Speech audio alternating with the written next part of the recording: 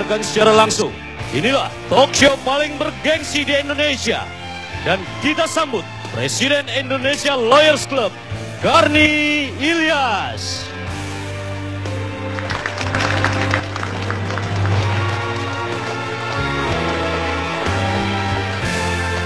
Pemirsa, kita bertemu kembali di Indonesia Lawyers Club. Diskusi yang paling terfavorit. Saya ingin mengucapkan terima kasih kepada semua pemirsa dan khususnya yang mengirimkan SMS, karena pada hari Sabtu kemarin, Jumat malam Sabtu, kita menerima penghargaan sebagai program paling favorit Indonesia Lawyers Club, dan sekaligus saya pun dinobatkan sebagai presenter atau moderator dari talk show yang paling favorit itu, sehingga kita memboyong 2 piala dari Panasonic.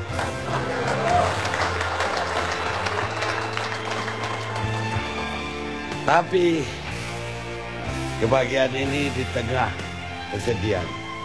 Kesedihan karena negara hukum ini sudah dikalahkan oleh hukum rimba. Hampir tiap minggu terjadi kasus yang memprihatinkan. Minggu ini kantor-kantor pemerintahan di Palopo, Sulawesi Selatan sana dibakar oleh massa. Seminggu sebelumnya Kapolsek di daerah Simalungun tewas ketika bahkan dikeroyok oleh massa ketika menjalankan tugas, yaitu menggerebek perjudian togel. Tapi sebelumnya lagi terjadi penyerangan ke LP Sleman, dan itu menewaskan 4 orang tahanan. Ini sangat menggemparkan, karena kejadian ini di Amerika itu terjadinya pada abad ke-17.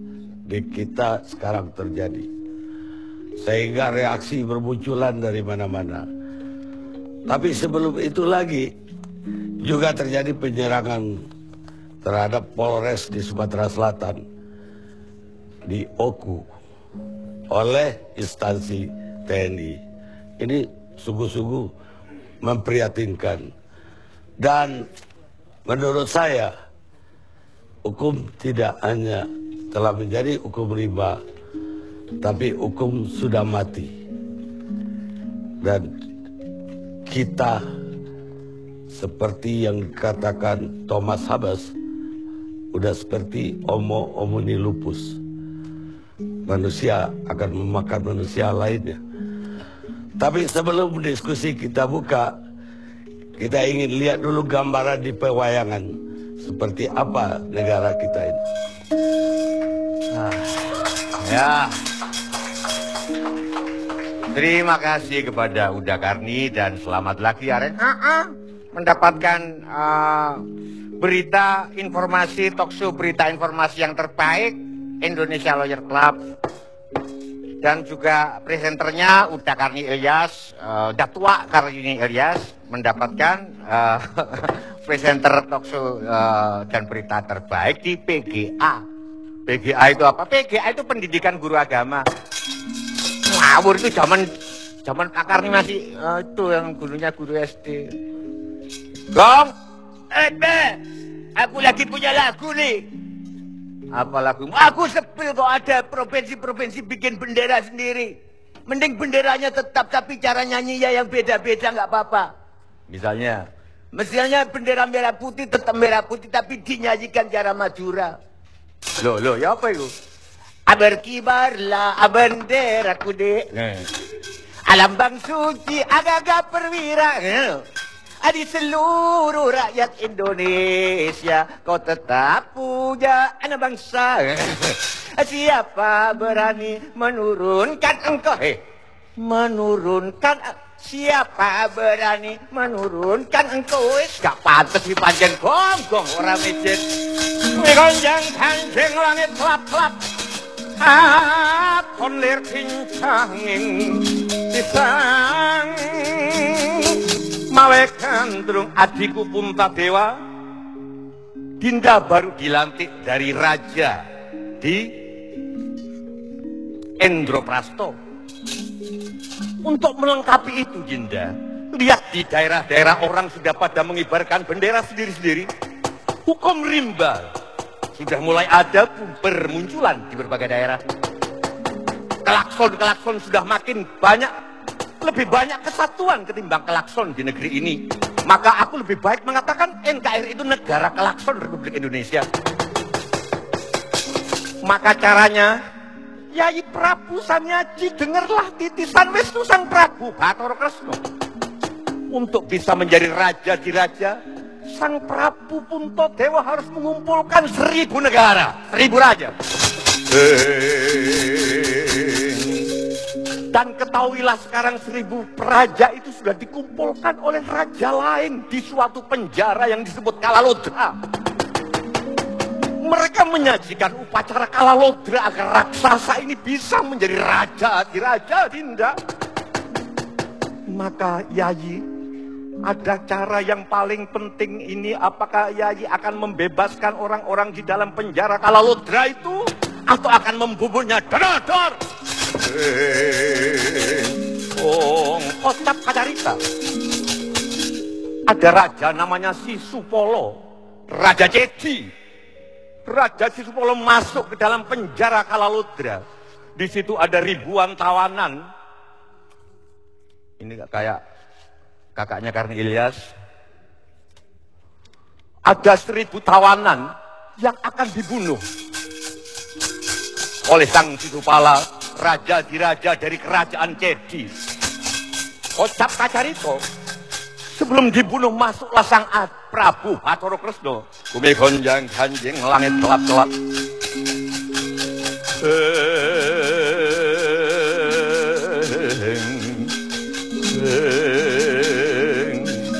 Sisupala, apakah ini titisan Wisnu Prabu Bathara Kresna? Ya pancen bener, aku titisan Wisnu Jagat Dewa Bathara. Yang tak sawang-sawang kamu mau membunuh para tawanan yang ada di dalam penjara itu. Ketahuilah bahwa penjara itu lembaga negara. Lembaga yang mewakili negara. Kamu masuk ke dalam situ, kamu berarti menghina, tidak saja menghina pada presiden, tidak saja menghina kepada merah putih, tidak saja menghina kepada lambangnya, tapi kepada Nagara, bumi Nuswantara, urping bumi, urping langit, jagat Pratapa. Kresna, berkali-kali aku ketemu kamu, Sisupala. Sekarang kamu penggak, kamu larang aku untuk membunuh para tawanan. Apakah aku nggak tahu bahwa kamu raja yang malu-malukan? Memalu-malukan raja kok rangkep-rangkep. Jabatan Raja Ndorowati kamu juga penasihat Pandawa. Kocap Kacarita. Kocap Kacarita. Sisupala sebetulnya adalah anak yang ketika jabang bayi matanya 3, kakinya lumpuh. Putra Prabu Dharmagosa. Ketika itu siapapun yang bisa memangku dia titisan Wisnu, maka dia akan sembuh. Ketika itu zaman 8 hari dipangkulah dia oleh Kresna. Dia sembuh menjadi manusia normal, tetapi akan takdirnya akan mati di tangan Kresna. Sisupala, aku mau kamu permalukan dimanapun. Malah sekarang sudah terbit undang-undang, rancangan undang-undang penghinaan presiden. Tetapi syaratku satu, jangan kamu permalukan di depan 100 orang banyak, lebih dari itu. Sekarang penonton TV One ini sudah lebih dari 100 orang. Kamu permalukan aku. Kamu bilang jabatanku rangkap-rangkap. Memang ini pertama kali ada ketua umum partai yang gak diucapkan selamat oleh presiden. Mana ada ketua umum partai terbentuk tidak diucapin selamat sama presiden. Tapi kamu sudah mempermalukan aku, tak cokro. Cakra, senjata yang hanya bisa memanah siapapun yang digendakinya. Seketika kelar, tak. Sampun tekap semanten Pak Karni.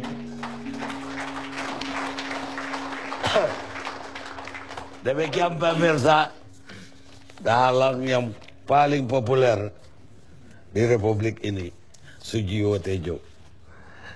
Termahal juga. Kelasnya PVIP. Kalau diundang ke luar kota minta tiketnya 2.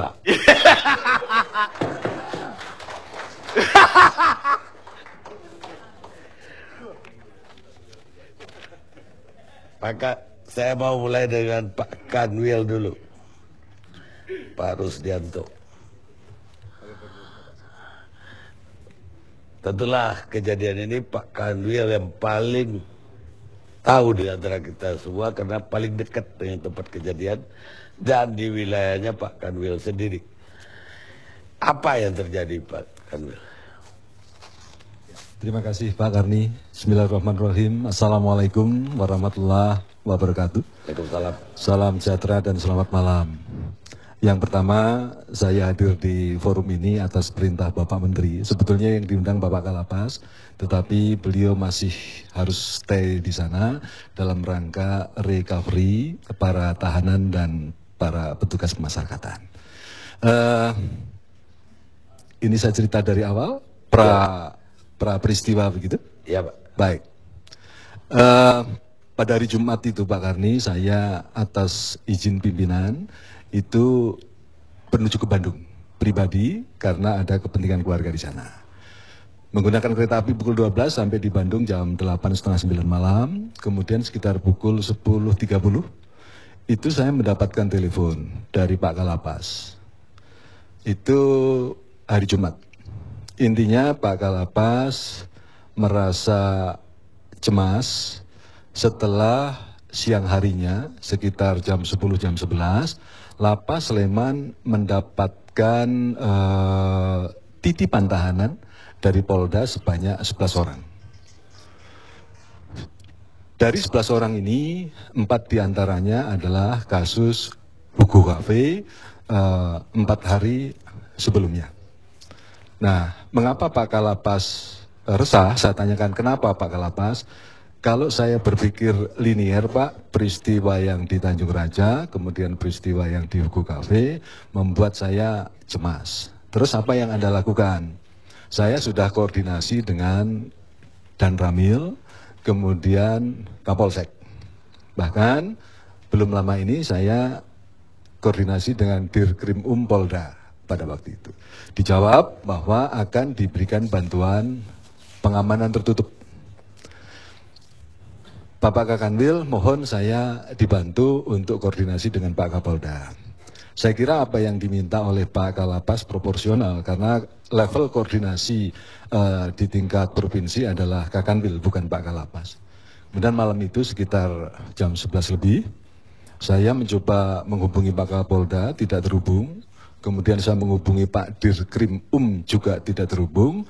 Kemudian saya menghubungi Pak Dir Narkoba. Kebetulan Pak Dir Narkoba ini teman saya ketika dinas di Pontianak sebelumnya.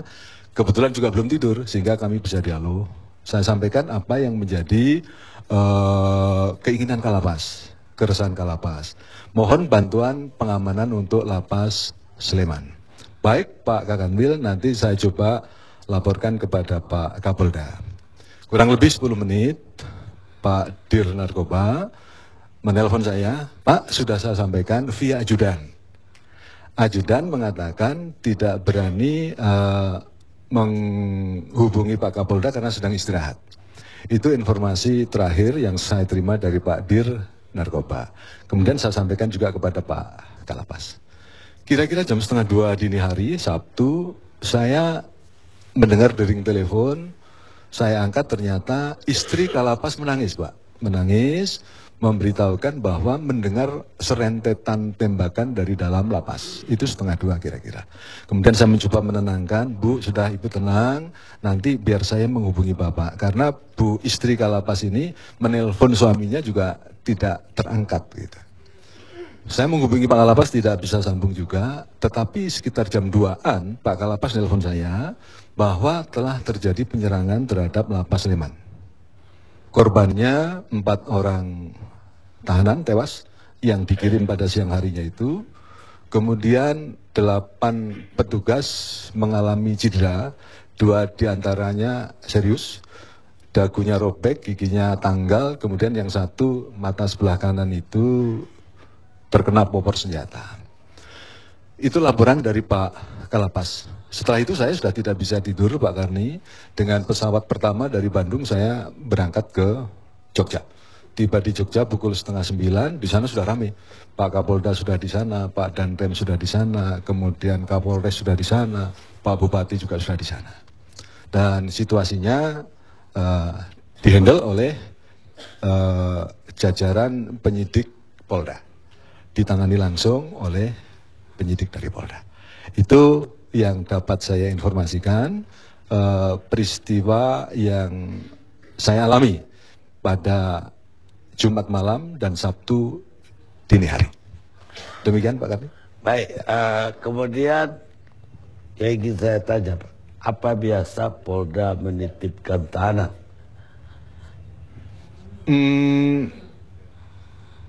Kalau tidak salah Pak Kalapas ketika pada sisi lain melaporkan kepada saya, ini kalau tidak salah yang kedua kali. Yang kedua kali? Ya. Yang kali yang pertama apa baru atau udah lama banget? Tidak dijelaskan. Tidak dijelaskan. Kalau udah dua kali, kenapa harus cemas ketika kemarin itu? Ya, saya tangkap Pak Karni, Pak Kalapas ini kan menyampaikan peristiwa di Tanjung Raja, peristiwa di Hugo Cafe. Sepertinya beliau ini berpikir linear ketika ada peristiwa ini khawatir kalau ini pun juga akan menimbulkan peristiwa. Barangkali begitu yang dapat saya tangkap. Setelah kejadian Bapak balik ke Jogja, tentu habis itu Bapak wawancarain Kalapas dan juga stafnya barangkali. Apa yang Bapak ketemukan dari cerita mereka? Ya, pada waktu itu alhamdulillah malam itu juga saya sebetulnya sudah melapor kepada Bapak Dirjen Pas via SMS. Kemudian beliau memberitahu kebetulan pada hari yang sama Pak Direktur Keamanan dan Ketertiban itu sedang ada di Jogja.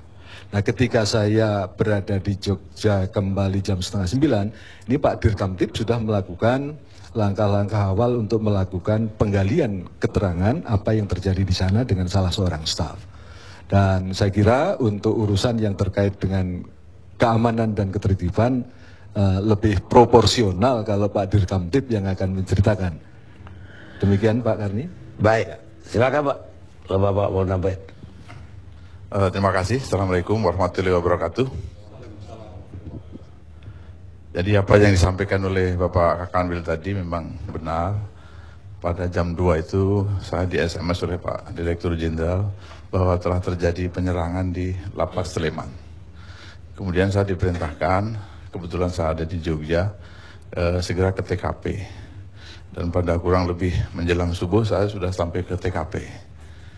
Dan kami memang menyaksikan kondisi lapas dan kondisi pegawai yang pada saat itu masih dalam keadaan shock dan korban juga masih berada di kamar dengan kondisi yang masih apa adanya setelah kejadian itu, dan beberapa tahanan yang lain juga masih berada di situ karena memang tidak diperkenankan keluar karena memang menjaga hal-hal yang tidak diinginkan.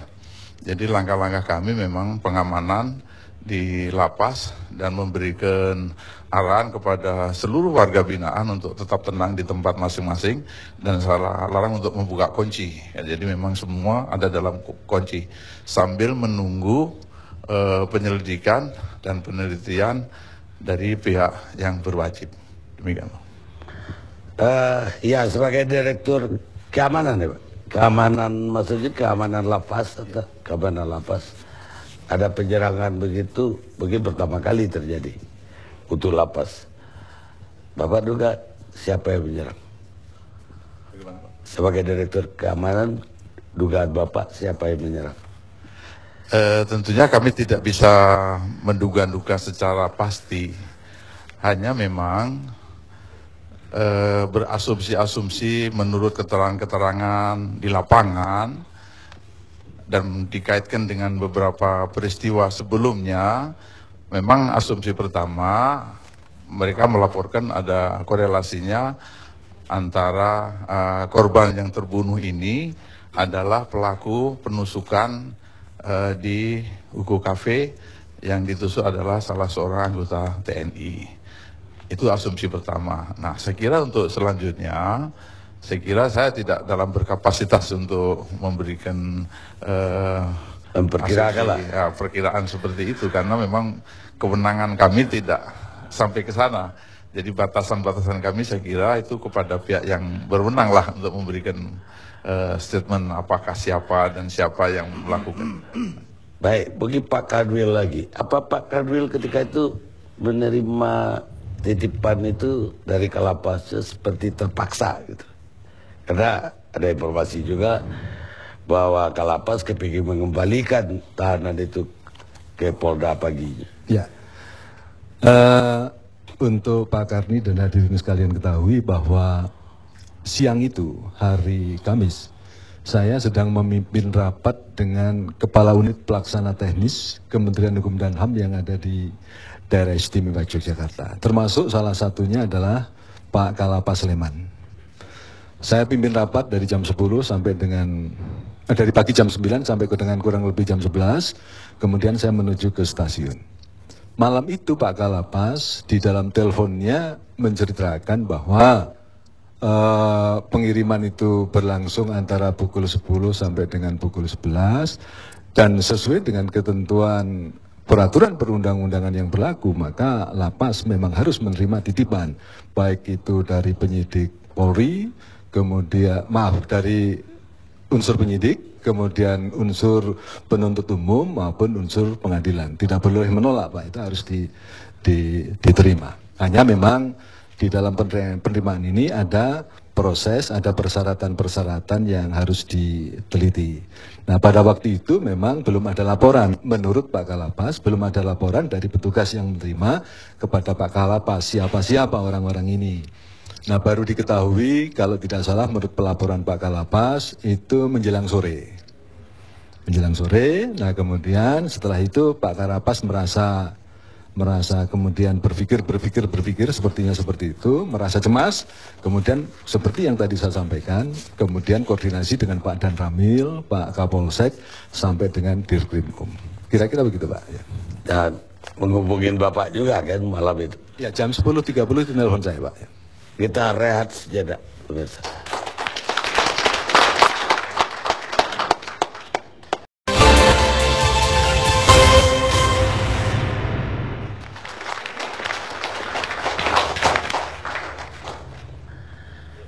Pemirsa, kita teruskan diskusi kita. Hukum rimba di negara hukum. Pak Kanwil, saya masih ingin menanyakan ke Pak Kanwil. Pak Kanwil kan udah ketemu dengan Kalapas, dengan staf. Menurut mereka, laporan pandangan mata mereka, apa yang mereka lihat ketika kejadian itu? Ya, ini menurut laporan yang saya terima dari Pak Kalapas, bahwa pada malam hari itu petugas portir diketuk, mendengar ketukan di pintu utama. Seperti biasa, protapnya atau SOP-nya membuka di lubang kecil di pintu utama. Kemudian di sana ada seseorang yang mengaku dari Polda dengan memperlihatkan selembar surat berkop Kepolisian RI. Kemudian yang bersangkutan memberitahu akan mengambil kembali 4 tahanan yang siang tadi, sebanyak 11 tahanan dititipkan di Lapas Sleman. Selanjutnya bahwa petugas sesuai dengan ketentuan tidak berani membukakan pintu. Kemudian dijawab bahwa kewenangan itu ada pada Kesatuan Pengamanan Lembaga Pemasyarakatan atau disingkat KPLP. Nah, kemudian yang bersangkutan menurut laporan di bawah tekanan senjata api dan granat yang diperlihatkan pada waktu itu, dan diintip dari lubang kecil itu memang beberapa orang di luar sudah mengenakan rompi, kemudian ada granatnya. Dalam posisi yang di bawah tekanan itu, sepertinya petugas portir kemudian dipaksa untuk keluar mengantarkan ke rumah dinas KKPLP. Sampai di sana, di bawah todongan senjata menurut laporan. Kemudian sampai di rumah dinas kepala Kesatuan Pengaman, memberitahu ada tamu dari Polda, KKPLP keluar, kemudian diperintahkan untuk mengambil kunci. Kunci diserahkan ke KPLP di bawah todongan senjata kepada petugas portir. Petugas portir dibentak pada waktu itu untuk jalan duluan, kemudian KKPLP menyusul dari belakang. Sesampainya di pintu portir, kemudian baik petugas portir maupun KKPLP mulai diperlakukan semacam penganiayaan. Ditekan, digelandang, bahkan ada yang diseret sampai ke belakang untuk ke KKPLP-nya, kemudian diperintahkan untuk menunjukkan lokasi penempatan tahanan yang dimaksud, tetapi Pak KKPLP mengatakan tidak tahu, karena pada waktu itu yang menempatkan bukan KKPLP tetapi petugas lainnya, yaitu yang diperintahkan KKPLP. Sampai dengan di blok tetap mengatakan demikian, tidak menunjukkan di mana tahanan itu ditempatkan, sampai akhirnya KKPLP ini mendapatkan perlakuan penganiayaan. Dia ditendang, kemudian ditekan sampai dengan jongkok dan tiarap, badannya ditekan. Nah, kemudian pada waktu itu dari depan itu sudah menuju ke belakang petugas lain yang dikawal oleh pelaku dengan todongan, dengan membawa kunci. Di bawah todongan senjata api itulah kemudian menyebabkan kunci kamar itu terbuka. Terbuka, kemudian terjadi eksekusi. Kemudian si petugas ini juga dianiaya pada waktu itu, sehingga dia mengalami beberapa luka di tubuhnya. Kemudian dari sana setelah eksekusi dilakukan, pelaku kembali ke portir, kemudian keluar. KKPLP dengan petugas yang mengalami penganiayaan segera berangsur-angsur menuju ke portir, dan di sana beberapa orang memang sudah menderita penganiayaan. Di tangga ke atas itu ada ceceran darah. Ketika saya siangnya melihat itu memang ruangan Kalapas itu sudah berantakan, dan menurut laporan petugas pada waktu itu CCTV dan recordernya itu juga sudah diambil oleh pelaku. Itu kronologinya seperti itu kira-kira Pak. Ada satu lagi Pak, biasanya tahanan yang dititipkan dari kepolisian itu kan yang tahanan lama, yang udah P21. Ini baru 3 hari atau 4 hari setelah ditangkap. Apa itu yang bikin Kalapas juga was-was? Saya tidak bisa menangkap itu, tetapi Pak Kalapas pada waktu itu memang menyampaikan secara berpikir linear peristiwa yang satu, peristiwa yang dua, kemudian membuat beliau merasa cemas. Apa aneh nggak tahanan baru ditangkap polisi dititipin? Ya, kalau menurut ketentuan peraturan perundang-undangannya kan sebetulnya baik lapas maupun rutan, khususnya rutan. Rutan itu menerima titipan tahanan seperti yang tadi saya sampaikan, baik dari penyidik. Biasa tidak? Kalau biasa apa tidak, saya tidak bisa menjawab Pak Karni karena itu operasional di lapas Pak. Saya di Kanwil, mohon maaf. Baik, ya. sekarang saya mau ke Pak Jenderal Suhardi Alyus. Selamat malam Bang Karni. Selamat malam Pak. Ini kan udah 10 hari kejadiannya Pak. Apa yang sudah ditemukan oleh Polri? Terima kasih banyak Bang Karni. Jadi apa yang disampaikan oleh Pak Kakanwil tadi sudah jelas urut-urutannya. Namun kami tetap Pak bergerak dari crime scene processing atau TKP. Kita mengolah TKP, di mana juga fakta yuridis termasuk bukti-bukti material harus kita kumpulkan dengan baik. Di samping itu juga kita mengumpulkan keterangan-keterangan yang disampaikan oleh Pak Kakanwil tadi. Sampai dengan saat ini sudah 46 saksi yang kita periksa, yang terdiri dari 32 para narapidana atau yang di lapas, kemudian 14 itu adalah sipir termasuk kalapasnya. Tentunya mereka memberikan keterangan sesuai dengan apa yang dia ketahui. Nah ini kami rekonstruksikan untuk merekonstruksikan kejadiannya, termasuk juga nanti pemenuhan unsur-unsurnya. Kemudian dari bukti material yang kita dapatkan seperti kelongsong, kemudian proyektil dan sebagainya, kita turunkan ke puslapor untuk kita dapatkan juga hasil secara laboratoris yang bisa dipertanggungjawabkan. Nah sampai saat ini mungkin dalam waktu dekat akan dikeluarkan. Kemudian juga di samping itu keterangan dari para saksi yang melihat bahwa ada 1 atau 2 orang yang sempat membuka gitu ya Pak Kakanwil, muka ini. Nah ini yang sedang siapkan juga sketsa wajah. Topengnya ya, juga. Itu yang sedang siapkan juga, mungkin dalam waktu dekat juga sedang disiapkan, itu juga akan kita sampaikan kepada forum ini. Demikian. Apakah mengarah kemana dari penyidikan ini?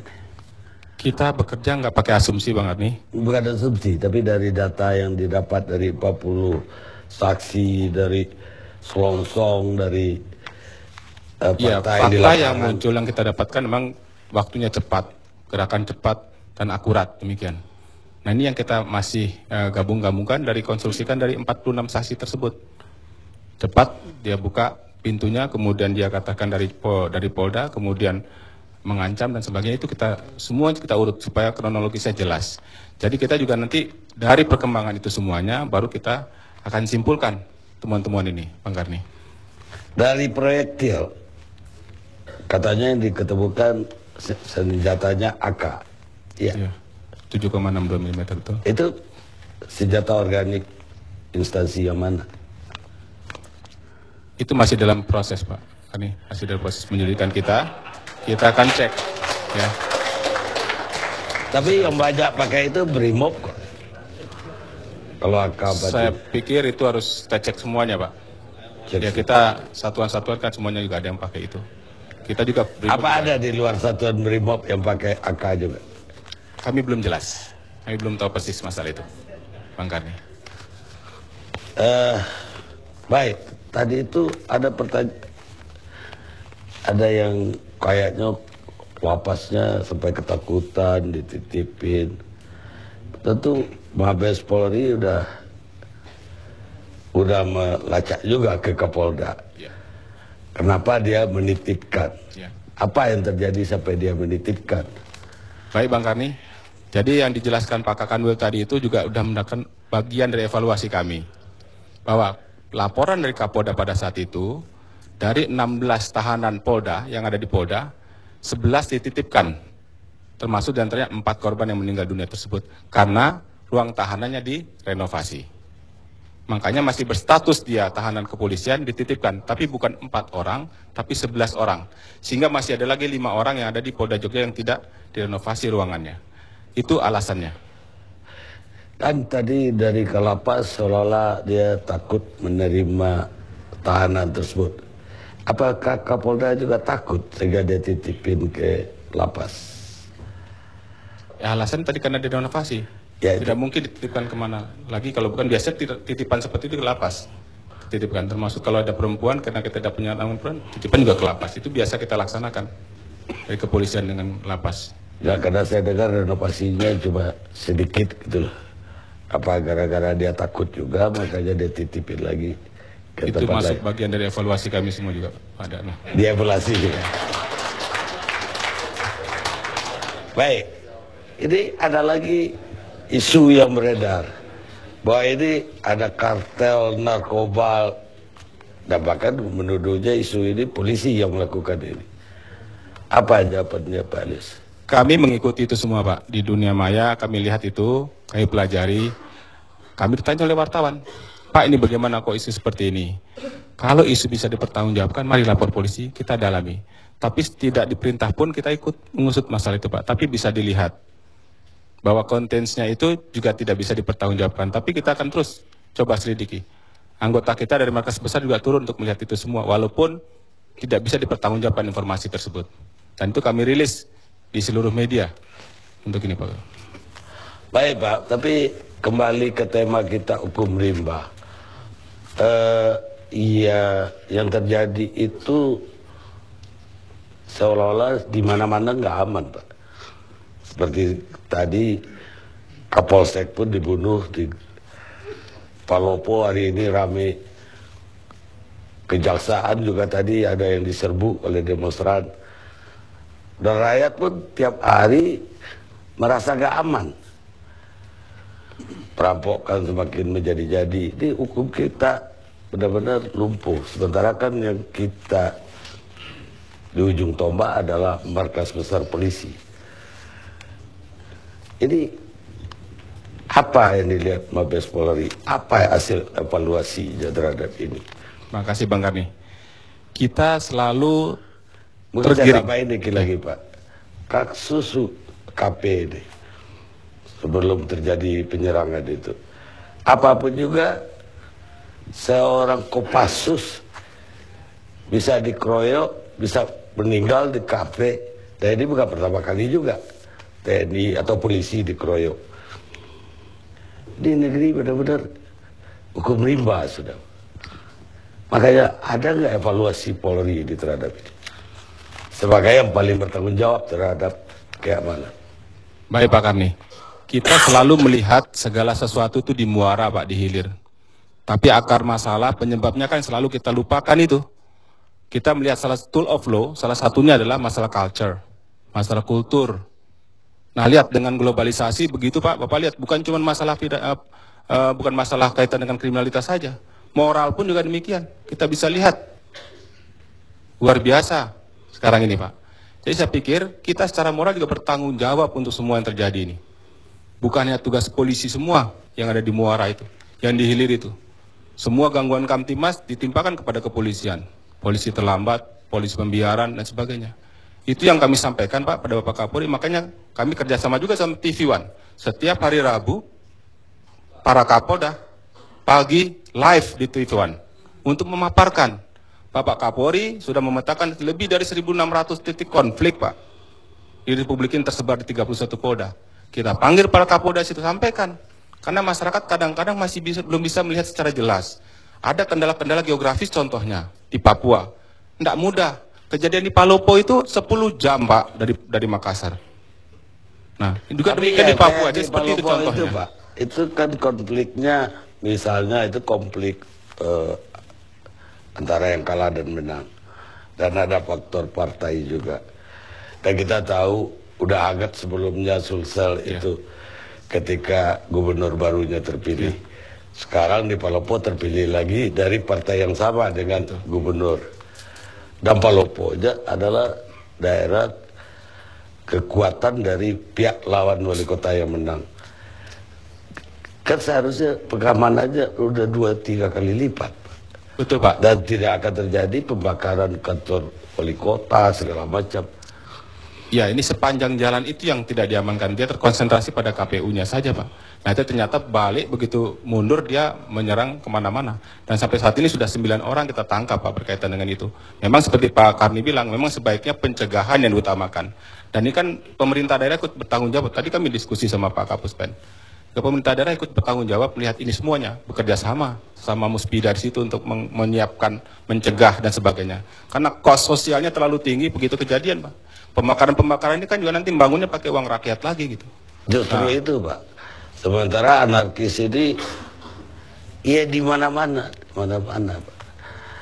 Premanisme ini juga di mana-mana sekarang. Ya. Jadi apapun juga rakyat melihatnya Polri-nya yang kurang keras bertindaknya, Pak. Jadi kalau situasinya kayak begitu, memang akhirnya yang kuat yang akan menang. Karena kekuasaan udah beralih ke kelompok, ke komunitas tertentu, bisa ke organisasi tertentu juga. Betul, Pak. Bisa ke instansi tertentu juga. Baik, Bang Karni. Akhirnya semua yang kuat akan jadi polisi. Betul, Bang Karni. Nah, berkaitan masalah premanisme, ini tumbuh subur karena ada penggunanya, Pak. Dan pengguna tidak terbatas itu. Ya, Bisa kita lihat, kan Pak. seharusnya penggunaannya itu yang Penggunanya itu juga sekarang sudah mulai dijaring, Pak. Kita libatkan 5556 gitu. Karena dia kan yang memerintahkan. Itu pernah kami coba di Polda Metro Jaya itu mengaitkan itu. Ada debt collector, kemudian menyebabkan seseorang meninggal dunia ikutkan. Dia menggunakan outsourcing supaya memutus mata hukumnya. Tidak bisa. Karena dia menerima sesuatu dari orang itu. Orang itu siapa? Institusi resmi. Periksa itu institusinya. Karena dia kena uang itulah dia bekerja, termotivasi untuk melakukan itu. Kita jaring seperti itu, Pak, ke depan. Karena nggak mungkin polisi bekerja sendiri kalau tidak ada peran serta atau moral dari masyarakat ini. Baik, Pak, nanti kita lanjutkan diskusi, Pak. Baik, makasih, Pak. Saya mau ke Endardi dulu deh. Atau mungkin Komnas HAM. Apa yang diketemukan Komnas HAM? Ya, jadi Komnas HAM melihat pada peran negara dalam memberikan perlindungan terhadap warga. Nah, serangan terhadap lapas ini adalah ancaman dan ada persoalan di situ pelanggaran atas hak hidup tahanan yang berada di dalam. Kemudian juga kami temukan ada perampasan terhadap inventaris barang-barang dari lapas. Kemudian juga ada penganiayaan dan juga ada hak rasa aman. Jadi Komnas HAM membagi dalam peristiwa lapas, sebelum lapas dan setelah peristiwa lapas. Jadi ada 3 peristiwa yang saling keterkaitan pada hari H itu, dan Komnas HAM mencoba mengawali dengan melakukan rekonstruksi di lapas dan meminta keterangan beberapa petugas lapas dan juga tahanan. Apa hasil yang didapat? Hasilnya secara umum tadi saya sampaikan, ada pelanggaran atas hak hidup, pelanggaran terhadap rasa aman dan sebagainya. Nah, kondisi ini kami sampaikan kepada pihak Polda dan juga kepada Gubernur. Karena pasca penyerangan terhadap lapas itu ada rasa tidak aman karena beredar SMS yang menyatakan bahwa akan ada sweeping masyarakat Jogja yang berasal dari NTT. Dan kami bertemu, jadi di Jogja kami bertemu dengan beberapa pihak ya. Jadi selain ke lapas, kami juga koordinasi dengan Kanwil Hukum dan HAM. Kemudian kami bertemu dengan pengacaranya. Kemudian kami juga bertemu dengan Polda, Polres Sleman dan Polres Jogja. Kemudian juga bertemu dengan mahasiswa Jogja yang berasal dari NTT. Kemudian juga bertemu dengan masyarakat Jogja yang tergabung dalam Koalisi Masyarakat Anti Kekerasan Yogyakarta, Makaryo, dan kemudian kami ke Gubernur Yogyakarta. Nah, pada pasca peristiwa ada persoalan juga di masyarakat Jogja sekarang ini, dan kami sampaikan bahwa ini akibatnya akan ada potensi konflik horizontal dari peristiwa penyerangan di lapas. Nah, ini kami sampaikan supaya pihak keamanan dan gubernur bisa mengantisipasi persoalan yang menjadi potensi kekerasan konflik horizontal. Nah, ada SMS yang beredar, 2 SMS yang beredar, dan ini sebenarnya kalau kita pelajari itu juga SMS yang peredarannya berkait dengan konflik horizontal. Misalnya kalau kita lihat di Lampung, kita lihat di Sumbawa. Jadi konflik horizontal SMS yang beredar itu pertama adalah akan ada sweeping terhadap masyarakat NTT yang ada di Yogyakarta. Kemudian yang kedua, ada mahasiswi yang diperkosa pulang kuliah, mahasiswi NTT maksudnya. Nah, ini adalah SMS yang harus diterima secara bijak oleh masyarakat Jogja.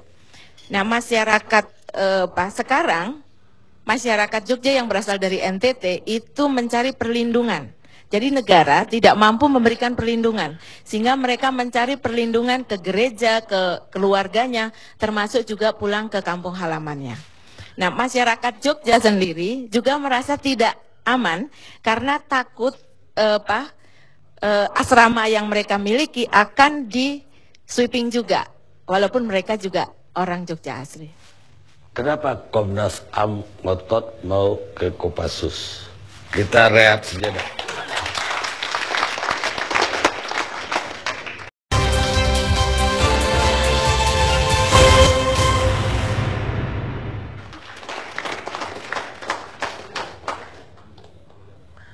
Pemirsa, kita masih bersama Indonesia Lawyers Club. Mana Ibu Komnas? Pertanyaannya padahal menggantung dari itu.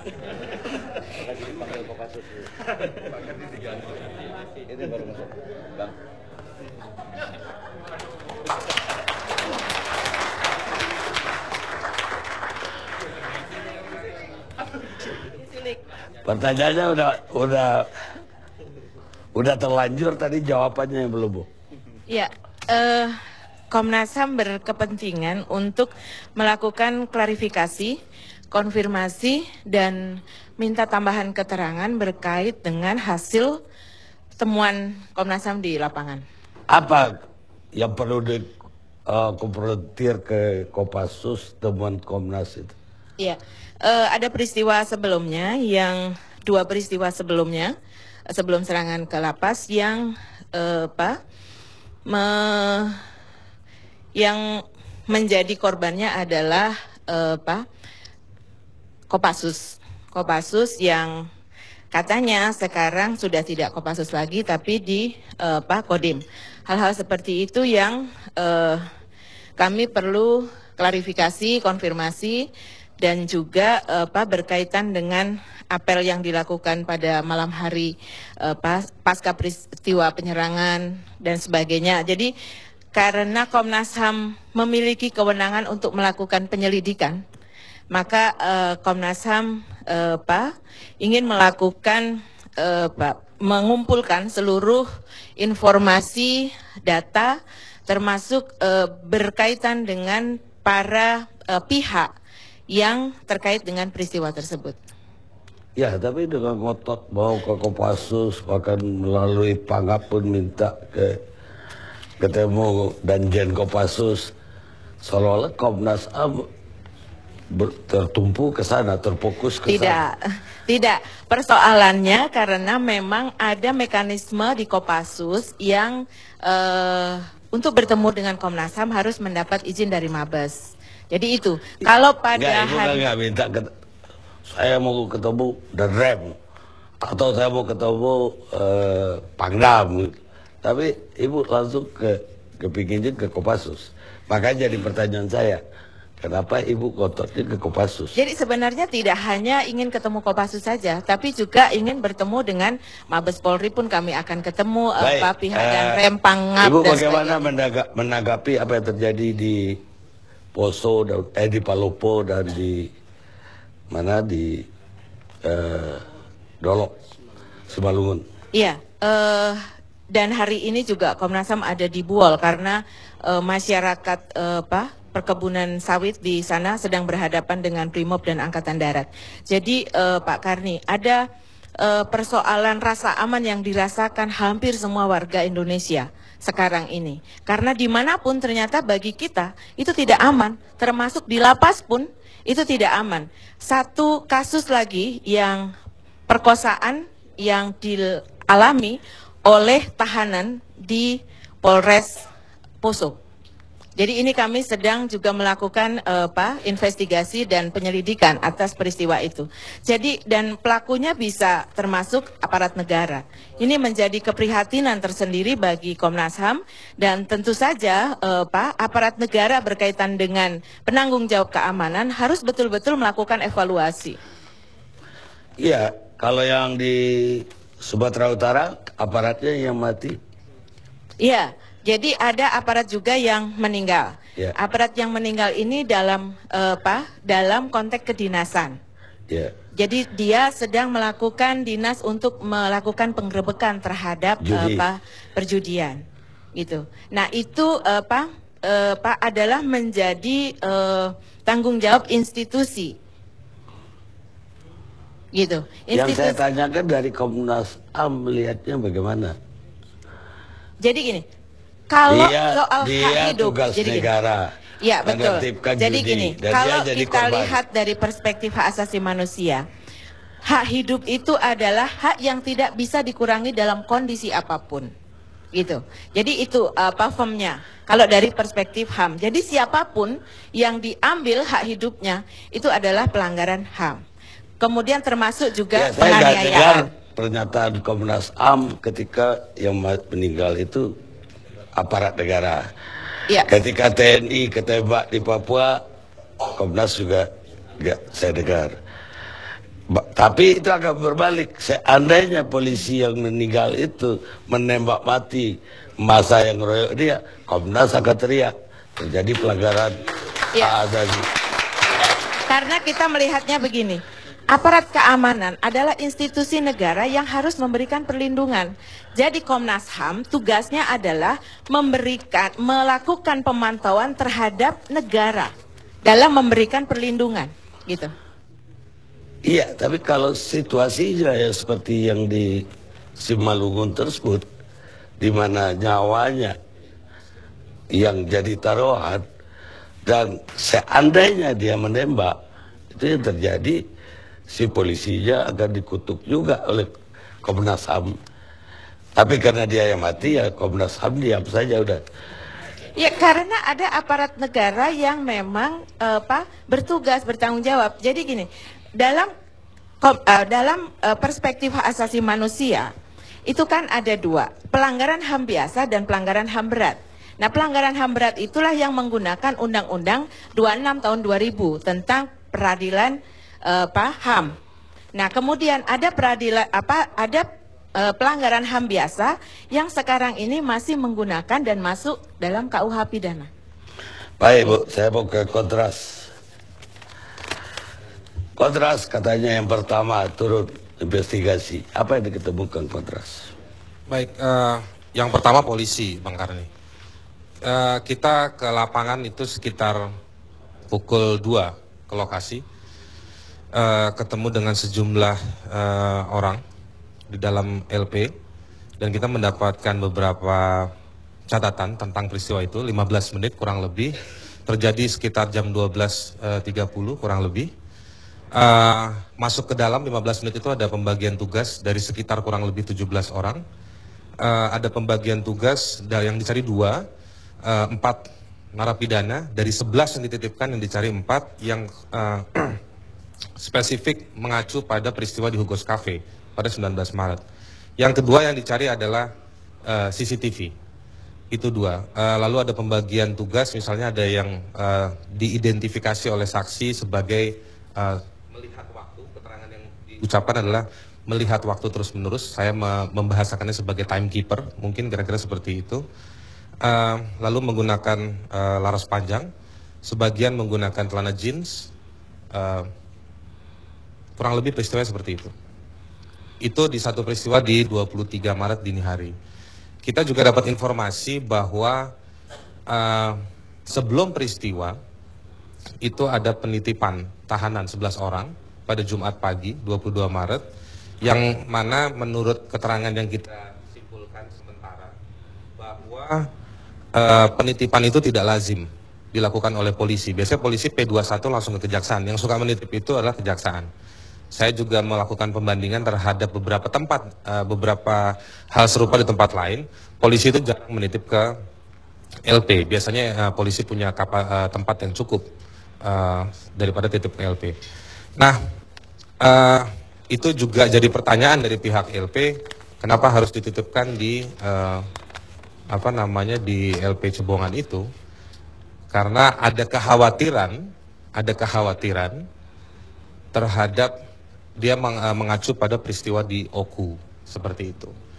Nah, itu 2 hal yang kita temukan pada hari Sabtu 23 Maret ketika kita datang ke LP Cebongan. Apa kesimpulan kontras dari temuan di lapangan?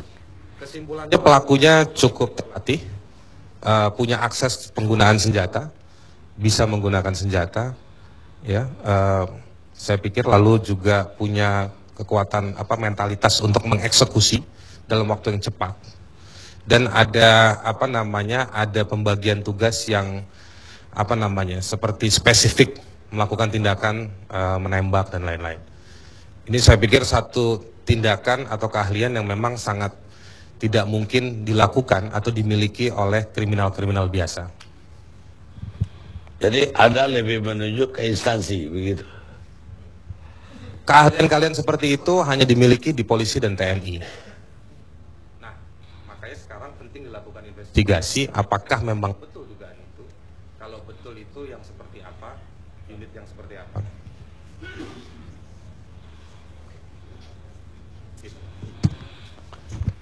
Ada indikasi Anda terhadap kemungkinan kemana aja?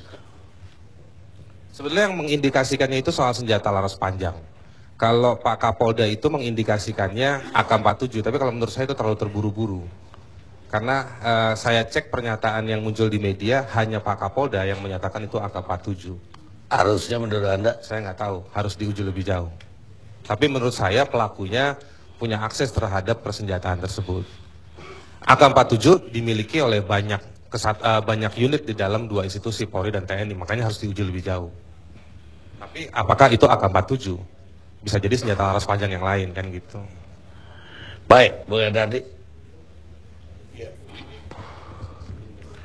Saya kira pertama-tama saya ingin katakan bahwa ini persoalan luar biasa sebenarnya, bukan persoalan biasa. Jadi jangan kita belokkan nanti jadi persoalan biasa seperti banyak kasus, ya. Ini saya kira daya pancar efek dari kasus ini sendiri, penyerangan ini tidak saja mengakibatkan demoralisasi di kalangan lapas ataupun polisi, tapi juga menimbulkan satu teror yang luar biasa kepada publik, satu teror yang mengakibatkan ketakutan yang luar biasa kepada publik, ya. Karena itu saya kira penanganannya juga mesti luar biasa, ya. Dan dalam konteks ini saya kira wibawa hukum dan penegakan hukum ini sudah sampai pada satu titik nadir, ya, seperti apa yang Bang Karni tadi sampaikan juga. Nah, alih-alih bahwa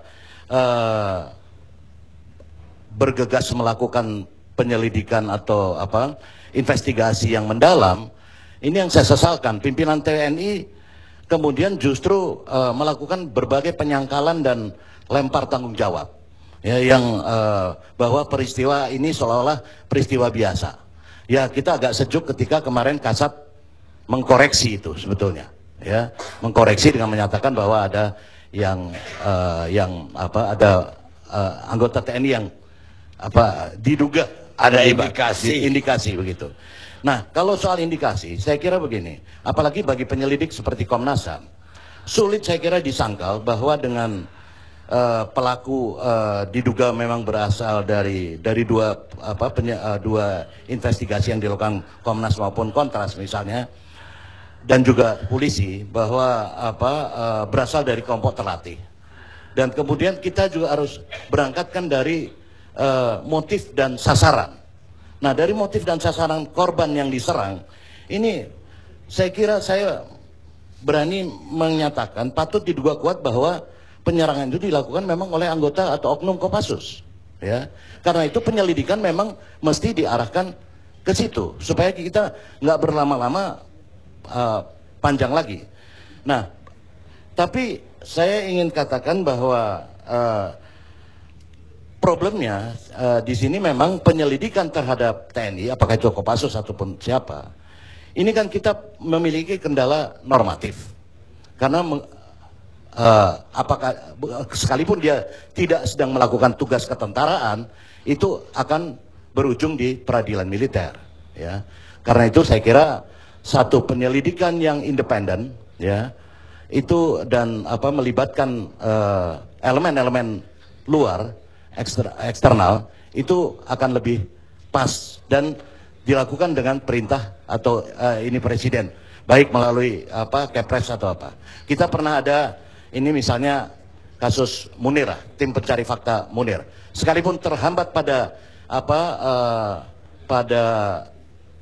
oknum atau oknum-oknum yang diduga terlibat, ya, tetapi penyelidikan itu sendiri membuka suatu kemungkinan lebih transparan untuk proses selanjutnya, ya, lebih memungkinkan untuk itu.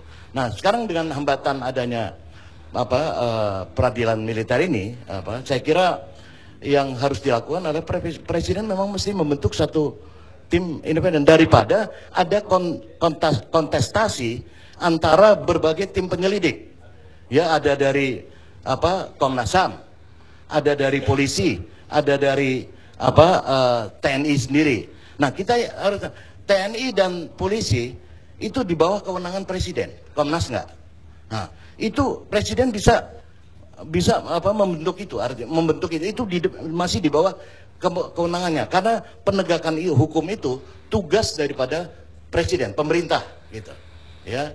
Dan apalagi saya nggak cukup yakin kalau Komnas HAM sendiri ini pasti akan terhambat dengan berbagai akses dan ininya. Yang bertemu aja susah, ini, ya. Ini jadi saya kira satu tim independen yang melibatkan pihak eksternal itu diperlukan, dengan melibatkan berbagai pihak lah. Ya, saya kira polisi harus dilibatkan, Propam, TNI juga mesti dilibatkan. Tapi juga melibatkan pihak-pihak luar dari itu, bisa Komnas HAM, bisa dari perguruan tinggi atau LSM seperti Kontras dan lain-lain untuk ikut di dalam tim itu, atau juga dari instansi-instansi pemerintah yang lain seperti kasus Munir kan begitu, ada dari Deplu, ada dari mana-mana ikut terlibat. Baik, kita rehat sejenak.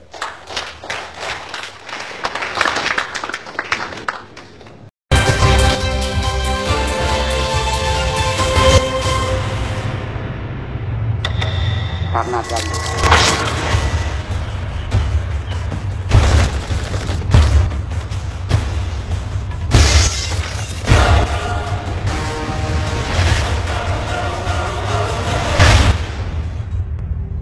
penyerangan brutal sekelompok orang bersenjata di Lembaga Pemasyarakatan Cebongan, Yogyakarta mengundang tanda tanya besar mengenai siapa dan apa motif pelaku.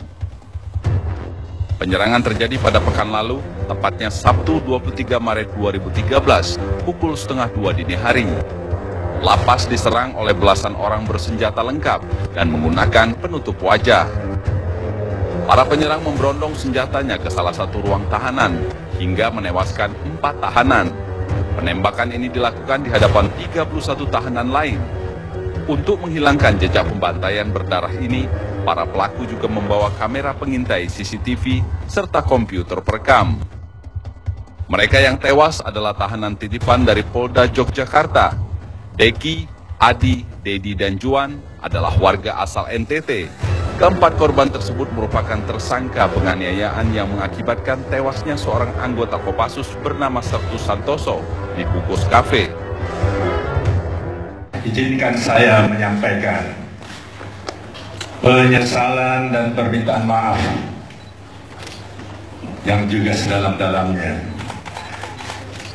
kepada keluarga para korban atas ketidakberhasilan aparat saya melindungi mereka sehingga mereka mengalami nasib sebagaimana yang saudara telah dengarkan.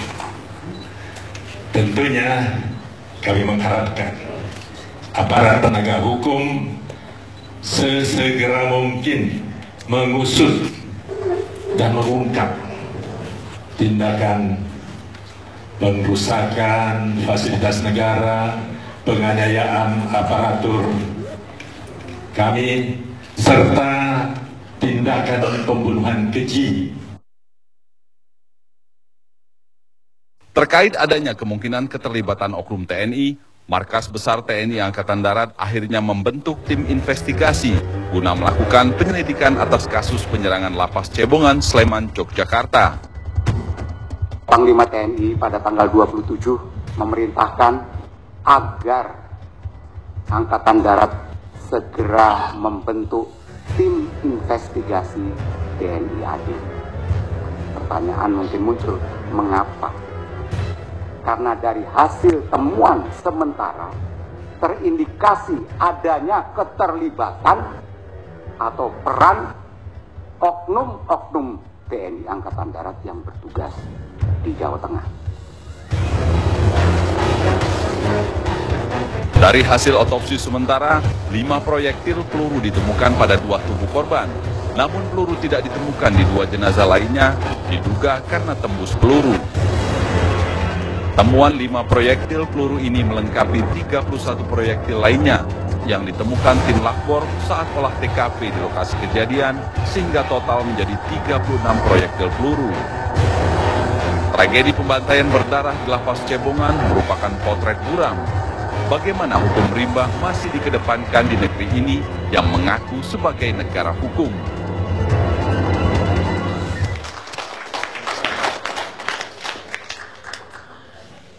Pemirsa, masih dalam diskusi hukum rimba di negara hukum. Tadi saya sekarang pengacara.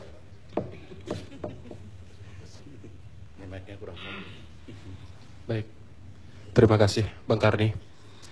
Jadi saya mencoba untuk pertama kali menindaklanjuti pernyataan dari Polri dulu. Jadi yang pada pokoknya menjelaskan antara Polri dengan masyarakat itu harus ada hubungan kemitraan. Jadi dalam kesempatan kali ini saya ingin menyatakan kami mencoba bermitra dengan Polri dengan mengungkap berbagai macam kejanggalan yang itu adalah otokritik kami dan bukti kecintaan kami kepada Polri. Saya mencoba membuka pertama dulu. Ketika 4 orang tersangka yang kemudian menjadi korban, ini pertama kali dibawa di Sleman, di Polres Sleman. Kemudian beberapa jam berselang dari Sleman kemudian dipindahkan ke Polda. Ada pertanyaan menarik, kenapa kemudian dari Sleman dipindahkan ke Polda? Asumsi atau mungkin bukan asumsi, tepatnya logika yang harus dibangun hanya 2 hal. Pertama adalah ada yang memberikan ketidakamanan. Karena penyidik menyatakan demi aspek keamanan dari Sleman dipindahkan ke Polda. Sehingga yang pertama, ada yang memberikan ketidakamanan di Polres Sleman. Yang kedua, tentunya derajat keamanan Polda lebih tinggi daripada Polres Sleman. Beberapa hari berselang, setelah di Polda, kawan-kawan dari tim kuasa hukum melakukan pendampingan sampai singkat cerita, pada hari Kamis, tepatnya sore sebelum maghrib, salah seorang dari kuasa hukum mendapatkan kabar bahwa besok hari Jumat akan ada pemindahan di LP Cebongan. Jadi kawan-kawan dari kuasa hukum sempat menyatakan tanda kutip nota protes secara lisan untuk mempertanyakan kemudian kenapa harus dipindahkan ke LP Cebongan. Dari penyidik menyatakan karena dari ruang tahanan itu tidak layak. Kalau kita flashback sebelum saya masuk kepada substansinya, ada ketidakkonsistensian penjelasan. Yang pertama, menyatakan tidak layak. Yang kedua, akan renovasi. Dan hari ini saya mendengar telah renovasi. Maka tidak ada alasan yang kemudian konsisten. Kalau kita mengatakan tidak layak, secara amatir kawan-kawan dari kuasa hukum sudah mencoba melihat, ukuran layak dan tidak itu sangat relatif. Kalau digunakan alasan bahwa pemindahan itu karena akan ada renovasi, maka tentunya bahan-bahan bangunan kami sudah melihat ada di situ, seharusnya. Kemudian lagi, kalau misalkan dikatakan akan ada renovasi, maka ketika akan ada renovasi, ruang tahanan tentu sudah masuk dalam mata anggaran. Dan tidak mungkinlah polisi melakukan saweran untuk membangun ruang tahanan, sehingga ini sudah diprogramkan sejak awal. Dan kami meminta pertanggungjawaban dari Polri dalam hal ini Polda untuk menjelaskan ke publik terkait hal ini. Itu bukti kecintaan kami mempertanyakan hal ini. Kita masuk sedikit kepada setelah di LP Cebongan. Di LP Cebongan itu dipindahkan sejak jam 10, kami mengikuti dari belakang. Sampai di lokasi karena kondisi macet kami tepat jam 11 siang. Jam 11 siang kebetulan 4 orang tersangka ini masuk duluan. Dan kami tertahan di depan. Oleh sipir kami tidak bisa masuk dengan alasan tunggu koordinasi. Jadi kami sempat dialog, tunggu koordinasi. Saya berpikir hal bahwa ini hari Jumat, maka kita akan termakan oleh waktu Saya sangat berharap tetap harus bisa. Oke, akhirnya kita bisa tepat jam sekitar setengah 12, sekitar setengah 12 kami masuk. Kami masuk ketemu dengan 4 orang tersangka dan kami diskusi biasa, diskusi-diskusi lepas, yang pada titik kesimpulan diskusi itu tidak akan memenuhi apa yang ingin kami dapatkan. Jadi kita bersepakat pada saat itu 4 kuasa hukum yang mendampingi dan 4 tersangka ini akan menindaklanjutinya besok hari Sabtu sekitar jam 10 pagi. Tapi ternyata dini hari sudah ada kejadian. Kami melihat dari ada kejanggalan-kejanggalan itu, ya silakanlah, ini publik silakan berbicara, kemudian ada Kontras, ada Komnas HAM silakan berbicara. Kami menyajikan fakta-fakta hukum bahwa di sini ada hal yang memang patut untuk diangkat. Tepat jam 2 dini hari, salah seorang kuasa hukum dikabarkan oleh pihak penyidik bahwa telah terjadi penembakan. Jadi kami antara percaya dan tidak, karena 14 jam sebelum dikabari, kami masih tatap muka, masih komunikasi selayaknya orang masih hidup gitu. Kemudian beberapa waktu berselang, kami datang setengah 8 pagi ke lokasi. Setengah 8 pagi ke lokasi kami masuk, tertahan lagi oleh sipir di depan, tidak boleh masuk. Alasannya lagi-lagi koordinasi. Saya sampai sempat emosi dan kemudian ada brimob yang menghampiri saya. Saya katakan di sana, ini klien saya dari hidup sampai mati, hak hukumnya itu tidak terlindungi di sini. Akhirnya tetap tidak diberikan izin. Akhirnya ya mungkin kalah jumlah, kami hanya berempat dan brimob ada sekitar 15. Ya sudah, kami mundur. Kita ikuti kemudian pada saat di Rumah Sakit Sarjito. Ada hal yang menarik juga saya sampaikan dalam kesempatan kali ini, bahwa Polri juga seharusnya ketika kejadian yang sudah diprediksi sekitar jam setengah 1 ya, kami tahunya jam 2, ada rentang waktu sekitar 1 sampai 1,5 jam pada saat itu, tidak melakukan upaya pencegahan. Jadi kami melihat di beberapa peristiwa misalkan Polri betapa sigapnya melakukan pencegahan, tapi khusus untuk ini kami melihat itu tidak ada. Polda punya kewenangan untuk menginstruksikan 5 Polres di kabupaten kota yang ada di Jogja untuk meminimalisir gerak para pelaku penembakan ini. Gerak para pelaku kan bisa diminimalisir dengan menutup akses keluar masuk. Siapa-siapa yang dicurigai jumlahnya, siapa-siapa yang dicurigai bentuk-bentuk mereka, itu punya kewenangan. Tetapi lewat pengamatan, lagi-lagi sifatnya amatir dari tim kuasa hukum, tidak melihat ini. Tidak melihat. Yang terakhir mungkin yang ingin saya sampaikan, pemindahan ini terjadi dari Polda kemudian ke Lapas Cebongan, yang mungkin butuh disampaikan. Dari tadi kita sebut Lapas Cebongan, tapi kita lupa menyebutkan bahwa Lapas Cebongan itu kelasnya kelas 2. Polda saya rasa punya kewenangan kalau sifatnya titipan, runutan dari tadi. Polres dipindahkan ke Polda karena aspek keamanan. Tentunya ketika Polda menitipkan kepada Lapas, tentunya mempertimbangkan juga aspek keamanan. Kenapa tidak dititipkan kepada Lapas yang kelasnya di atas, Lapas kelas 1, atau mau lebih jaminan keamanan lagi, ada Makobrimob. Tapi ya silakan, lagi-lagi dari Polda. Kesimpulan Anda apa? Kesimpulan kami, ya kami tetap mendorong pertanggungjawaban karena unsur dari praktek pembiaran kami melihat di sini. Karena kita mulai dari kejanggalan-kejanggalan, kami tidak mau menyentuh jadi domain-domain yang disampaikan pembicara sebelumnya bahwa ada motif dan seterusnya. Itu terlalu dini kalau kami menyebutkan. Kami mencoba melihat kejanggalan-kejanggalan yang seolah-olah, tanda kutip, sudah ada yang tahu bahwa kejadian itu terjadi. Dari Polda apa, saudara? Ya saya rasa tadi ada nuntut ya. Polda. Ini berarti Polda yang seolah-olah sudah tahu akan ada terjadi hal ini. Baik, Mas Iwo mau nambah? Saya cuman malah ke Mas Hendardi sebelumnya juga. Kalau saya itu banyak kenal tentara karena wayang. Setahu saya ya kalau dari ngomong-ngomong pribadi itu enak, gitu loh. Tapi ketika iya. Tapi maksud saya gini Pak Karni, tuduhan kepada Kopassus itu apakah atas dasar apa gitu loh? Karena kalau itu yang terjadi, kenapa dulu waktu ada itu Pak Karni, orang yang dibunuh, marinir yang jaga salah satu PT, kalau nggak salah PT A gitu, kan dibunuh oleh Kopassus. Sorry.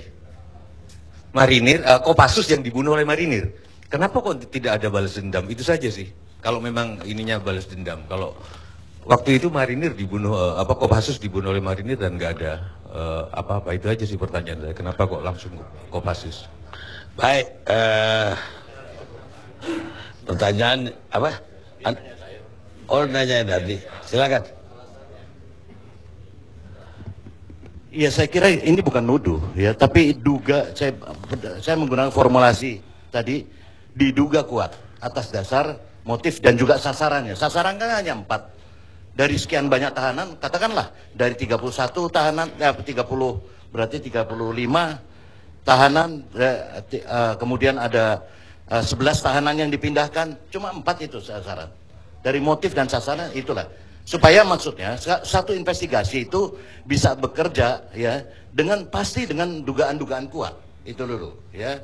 Dan karena itu saya usulkan tadi supaya kita nggak berputar-putar pada lingkaran yang sama dan kasus-kasus semacam ini berulang di ujung yang nggak ini, itu dibentuk tim investigasi yang saya usulkan tadi, yang dibentuk oleh kalau SBY ini membiarkan tim penyidik masing-masing ini bekerja sendiri-sendiri dan berlomba-lomba cari faktanya masing-masing. Ini saya kira Presiden juga sedang berkontribusi untuk mengaburkan fakta-fakta lapangan atau malah berkepentingan untuk mengaburkan fakta-fakta lapangan, ya. Dan saya Bang Karni, satu hal yang paling penting, kalau mau bicara soal kudeta yang baru-baru ini, inilah potensi kudeta paling ini. Kalau dia lompat ke istana itu bagaimana orang-orang ini? Bukan Ratna Sarumpait atau Adi Masardi, saya kira. Makasih. Baik, saya mau ke Kapus PTNI, tapi Pak Dirjen ada yang mau ditambahin dari Pak Kanwil tadi? Baik, terima kasih Pak Karni, mungkin sudah cukup gamblang yang disampaikan oleh Pak Kanwil. Cuman paling mungkin supaya saya tidak lupa bahwa betapapun itu peristiwa di rumah kita, itu peristiwa yang lalu bagi kami itu sudah ada yang ngurus. Sekarang ini ada yang ngurus, ada Polri dan aparat untuk seterusnya mengusut. Tapi bagi kami itu adalah momen untuk evaluasi memang untuk standar pengamanan lapas rutan. Jadi standar pengamanan lapas rutan itu ya terkait SOP-nya, terkait SDM-nya, jumlah maupun kualifikasinya, terkait pemenuhan sarana prasarana, kamtib termasuk senjata dan sebagainya. Ini mungkin pemerintah bisa melihat betapa lapas sebenarnya perlu dikuatkan dari sisi-sisi itu.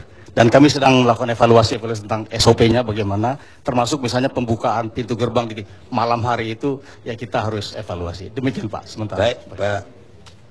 Terima kasih Bang Karni. Mungkin kami menambahkan dari rekan pengacara almarhum, Pak.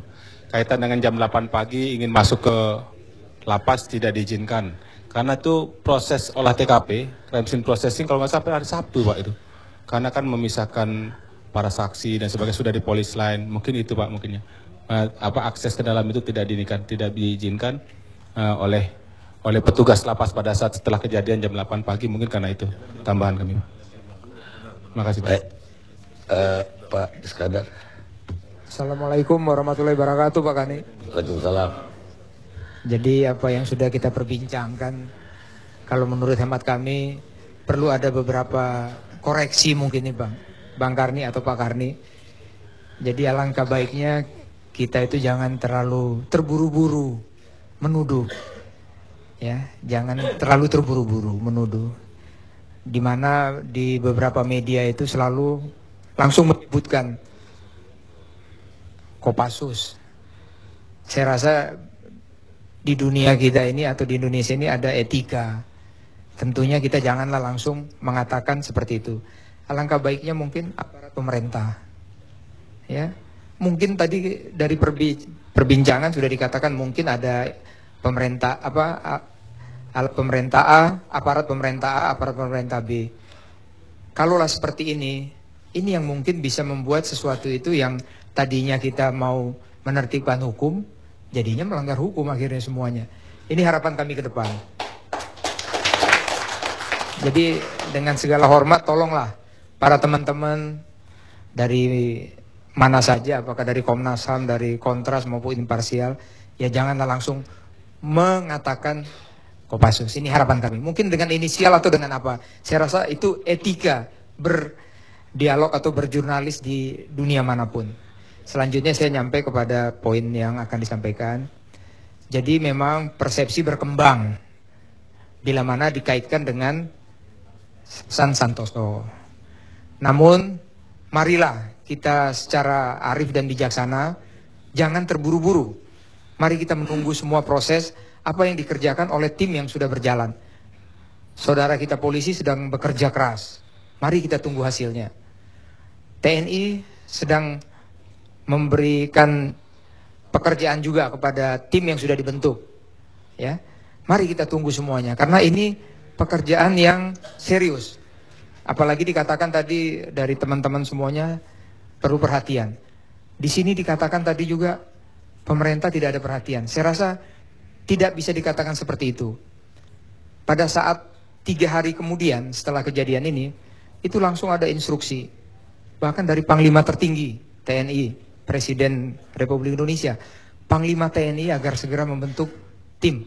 Bantu semuanya. Bantu semuanya, kerjakan secara tuntas, profesional, transparan. Berikan pertanggungjawaban kepada masyarakat, kepada rakyat sebaik-baiknya.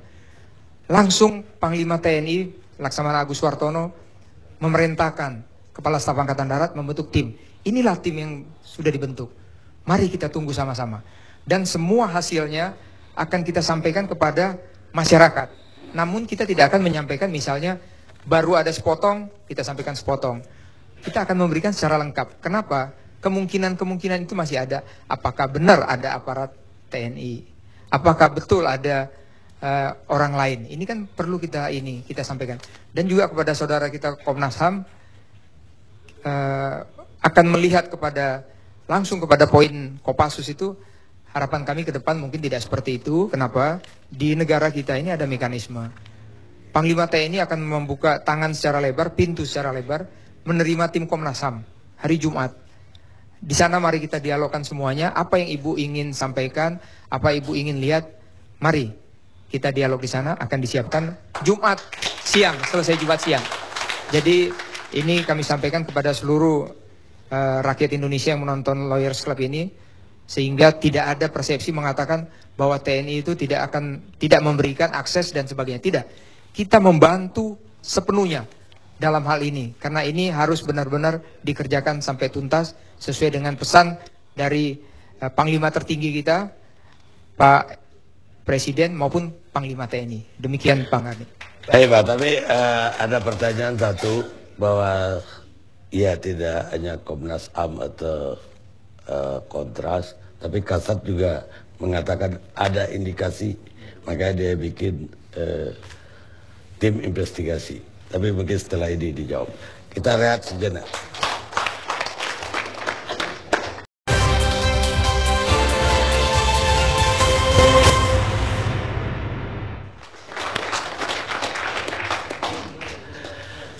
Pemirsa, masih bersama Indonesia Lawyers Club.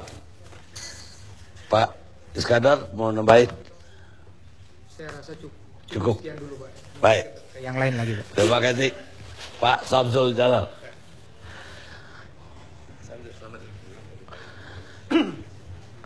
Pak Samsul katanya komennya mengagetkan juga.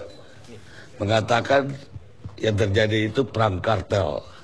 Agak beda dengan yang lain-lain itu. Gimana ceritanya, Pak? Saya takut bicara sebenarnya. Soalnya nanti saya di sasaran hukum rimba nanti. Ini judulnya nih, bukan main nih. Kalau hukum itu kita bikin tidur, maka yang akan berlangsung itu adalah hukum rimba. Ya, ini permasalahannya hukum rimba itu kemana? Karena tidak ada kewibawaan daripada aparat penegak hukum. Benar. Iya, itu betul. Seperti tadi saya kawan dengan Komnas HAM. Halo, Pak Indarji, Kontras. Imparsial.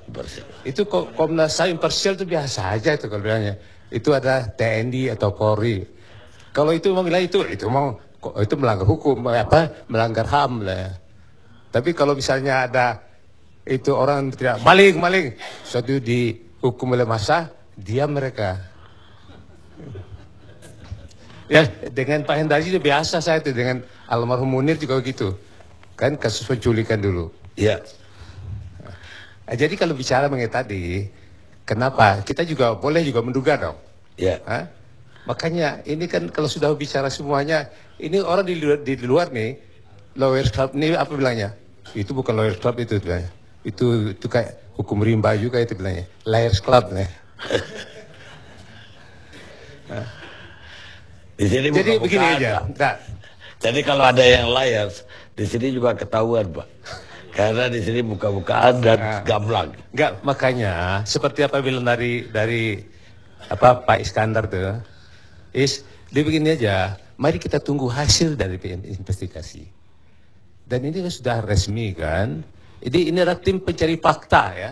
Ingat, ini tim pencari fakta. Ini boleh aja gabungan semuanya, sinergi semuanya.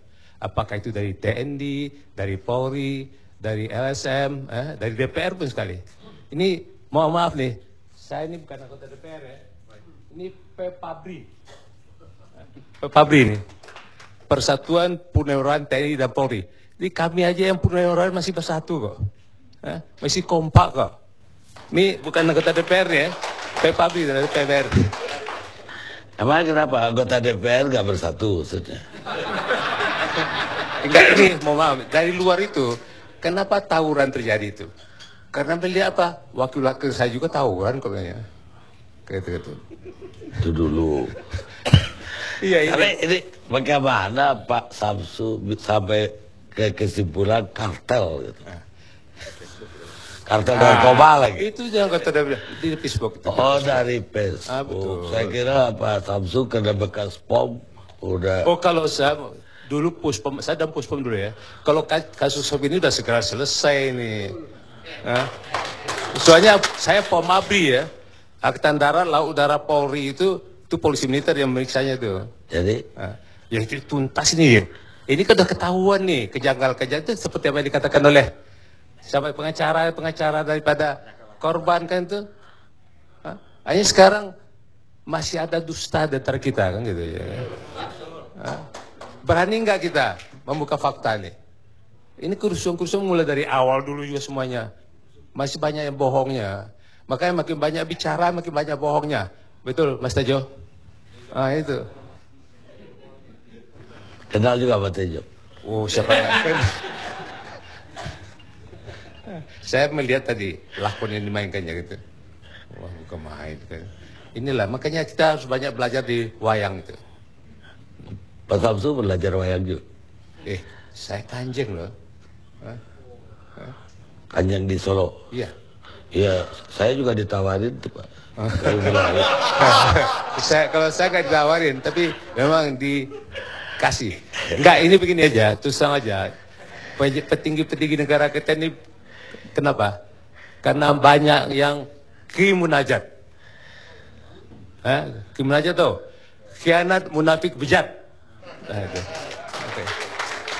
Makanya ini terjadi banyaknya musibah, banyaknya hukum rimba ini. Ya karena itu. Ya, kalau orang kampung Pak Kanyo, kampung saya, nggak kojo dikojoin, dikasih orang kojoin celubi ya gitu.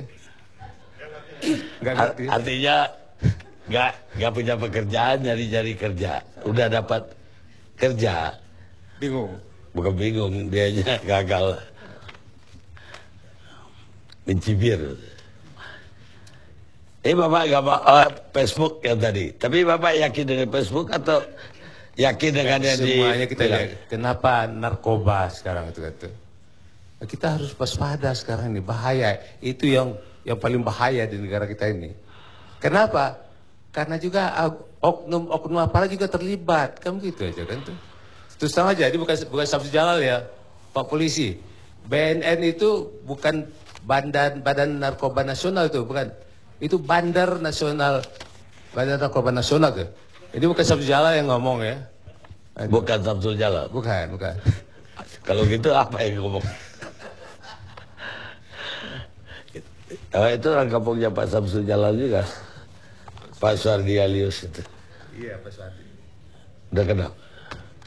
Saya kenalkan beliau ini dulu Kapuspom dan Puspom ABRI dan kemudian Jasa Agung Muda bidang intelijen. Jadi makanya kita undang Mana tahu dia udah intel itu semua.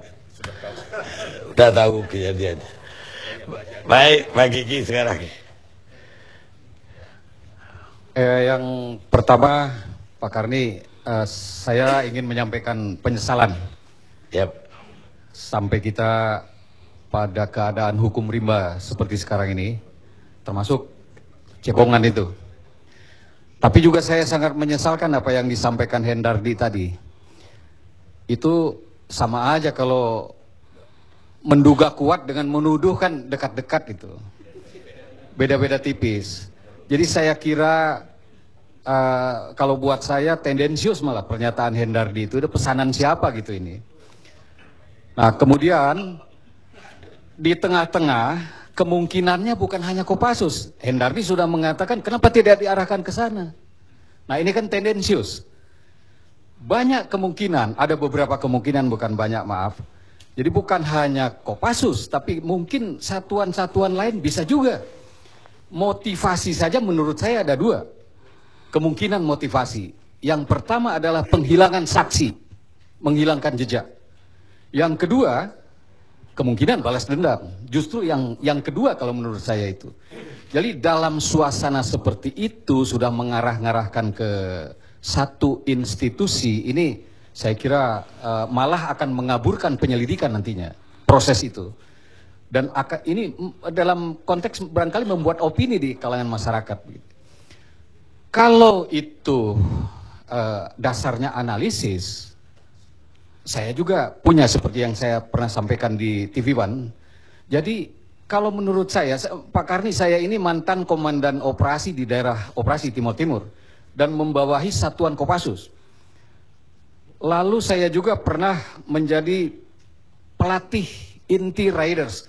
Raiders itu dengan komando itu kan, atau Raiders itu semi komando lah begitu ya. Jadi ini ada karakter operasi yang jauh dari karakter operasi khusus yang biasa dilaksanakan oleh Kopassus. Satu, yang pertama itu, ini ada tendensi happy trigger untuk mengeksekusi 4 orang yang sudah tidak berdaya saja. Ini sting duck gitu. Harus menghamburkan peluru 31 butir. Ini bukan karakter Kopassus. Yang kedua, butuh waktu 17 atau 15 menit. Ini terlalu lama buat ukuran operasi khusus yang dilaksanakan oleh Kopassus. Woila itu hanya 3 menit. Jadi ini saya kira justru mengkaburkan gitu. Terus kemudian begini juga, kalau suatu operasi khusus seperti itu penyergapan, pasti sebelumnya ada pengintaian. Pasti itu. Ada advance team, ada AT yang dikirim ke tempat itu. Nah pertanyaannya, Kalapas mungkin bisa menjelaskan apakah ada itu. Tidak mungkin suatu operasi khusus dilaksanakan tanpa pengintaian, tidak pernah ada.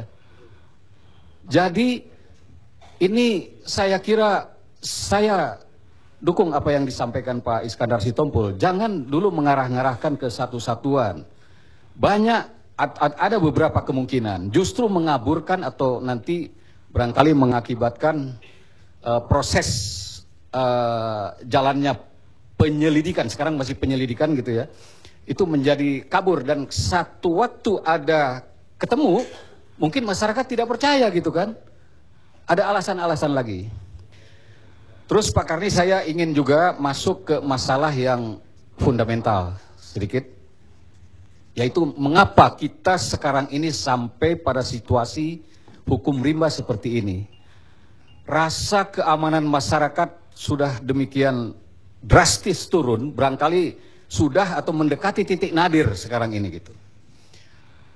Menurut saya ini sebagai derivat dari diadopsinya sistem liberal yang tidak cocok dengan akar budaya bangsa. Laissez-faire, laissez-faire. Ini adalah liberal gitu kan.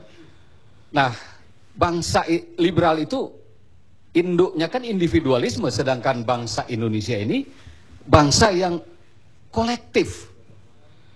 Di tempatnya Pak Karni ada Nagari, ada Dalian Natolo, di tempatnya Pak Baringbing ada Mapalus di Manado, di mana-mana ada seperti itu. Masyarakat kita ini masyarakat kolektif. Ketika sistem yang individualis itu dipaksakan, itu sama dengan transfusi darah dari golongan darah yang berlainan ke golongan darah yang berlainan. Masyarakat kita selain kulturnya berbeda, juga saya kira kedewasaannya dalam berdemokrasi itu masih jauh. Kemudian yang berikut, Kuncharaningrat mengatakan bahwa ada 4 ciri negatif dari bangsa Indonesia ini. Salah satunya adalah itu ada hipokrit, ada suka mencari kambing hitam, cari kesalahan orang lain, malas, dan satunya itu feodal. Dalam arti bahwa memandang status sosial itu sebagai segala-galanya, sesuatu yang dituju, tujuan hidup. Nah, akibat dari feodalisme seperti ini lalu diberi iklim kebebasan, maka yang terjadi adalah penghalalan segala cara untuk mencapai tujuan hidup itu. Nah, sampailah secara derivatif pada situasi hukum rimba seperti sekarang ini.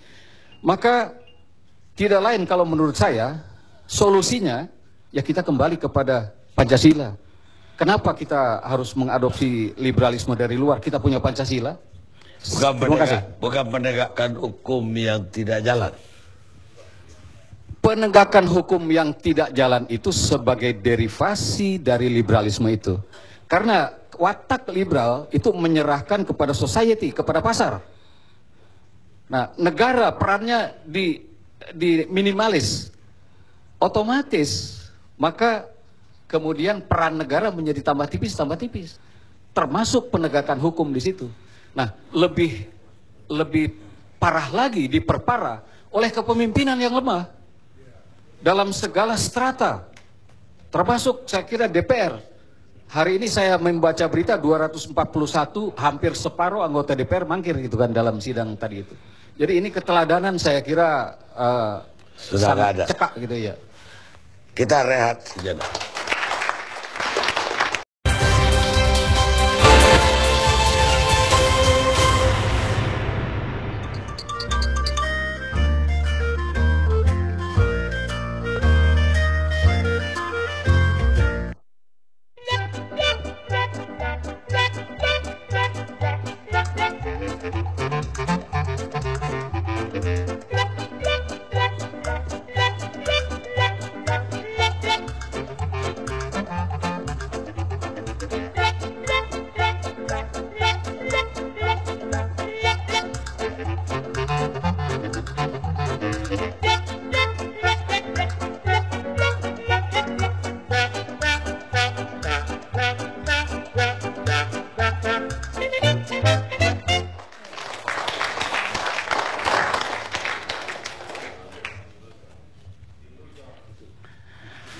Pemirsa, kita teruskan diskusi kita.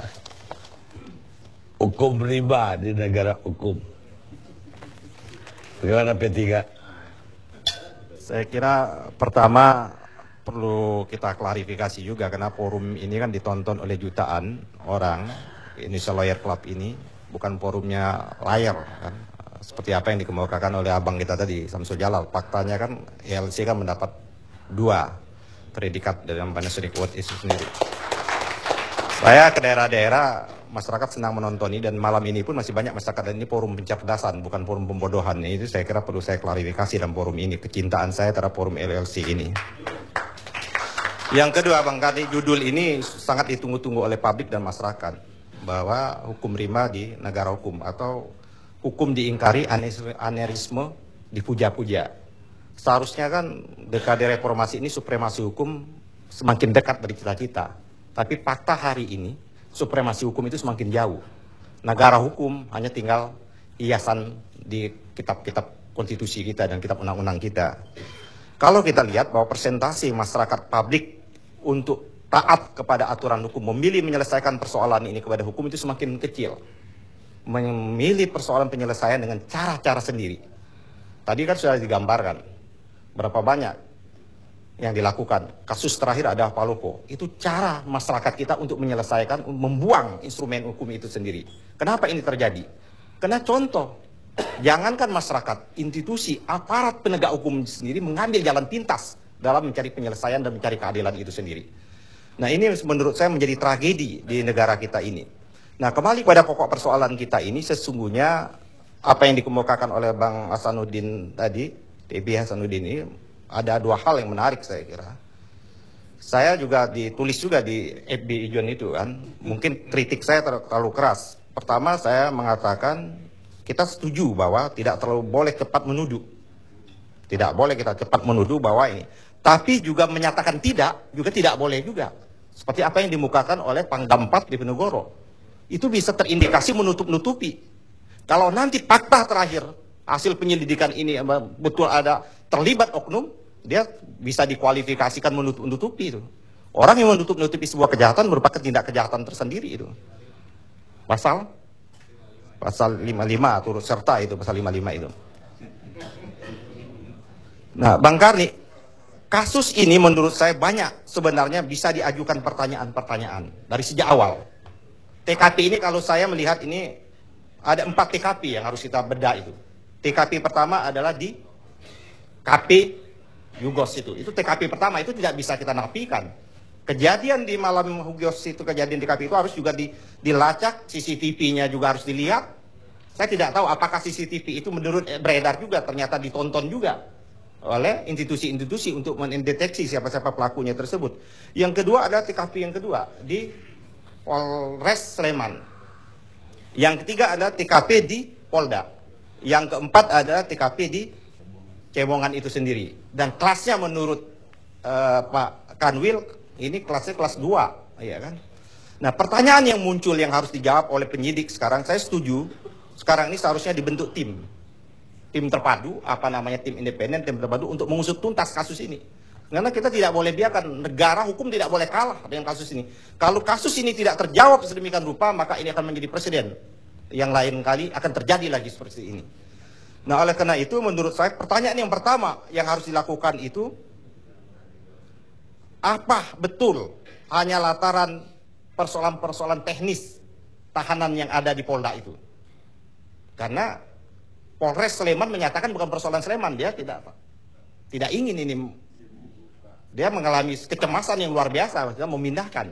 Itu pertanyaan yang pertama. Yang kedua, setelah dia dipindahkan itu, Polda ini menyerahkan kepada lapas di Cemongan ini apa prosedur yang dilakukan. Terus kritik kita juga kepada lembaga pemasyarakatan, kenapa begitu cepat menerima juga? Kan harusnya ada standarisasi prosesi seperti itu. Bahwa kami belum siap ini terima. Kenapa tidak di lembaga pemasyarakatan yang kelas 1? Kan dia punya hak untuk menolak juga seperti ini. Kenapa tidak hal yang seperti biasa seperti itu?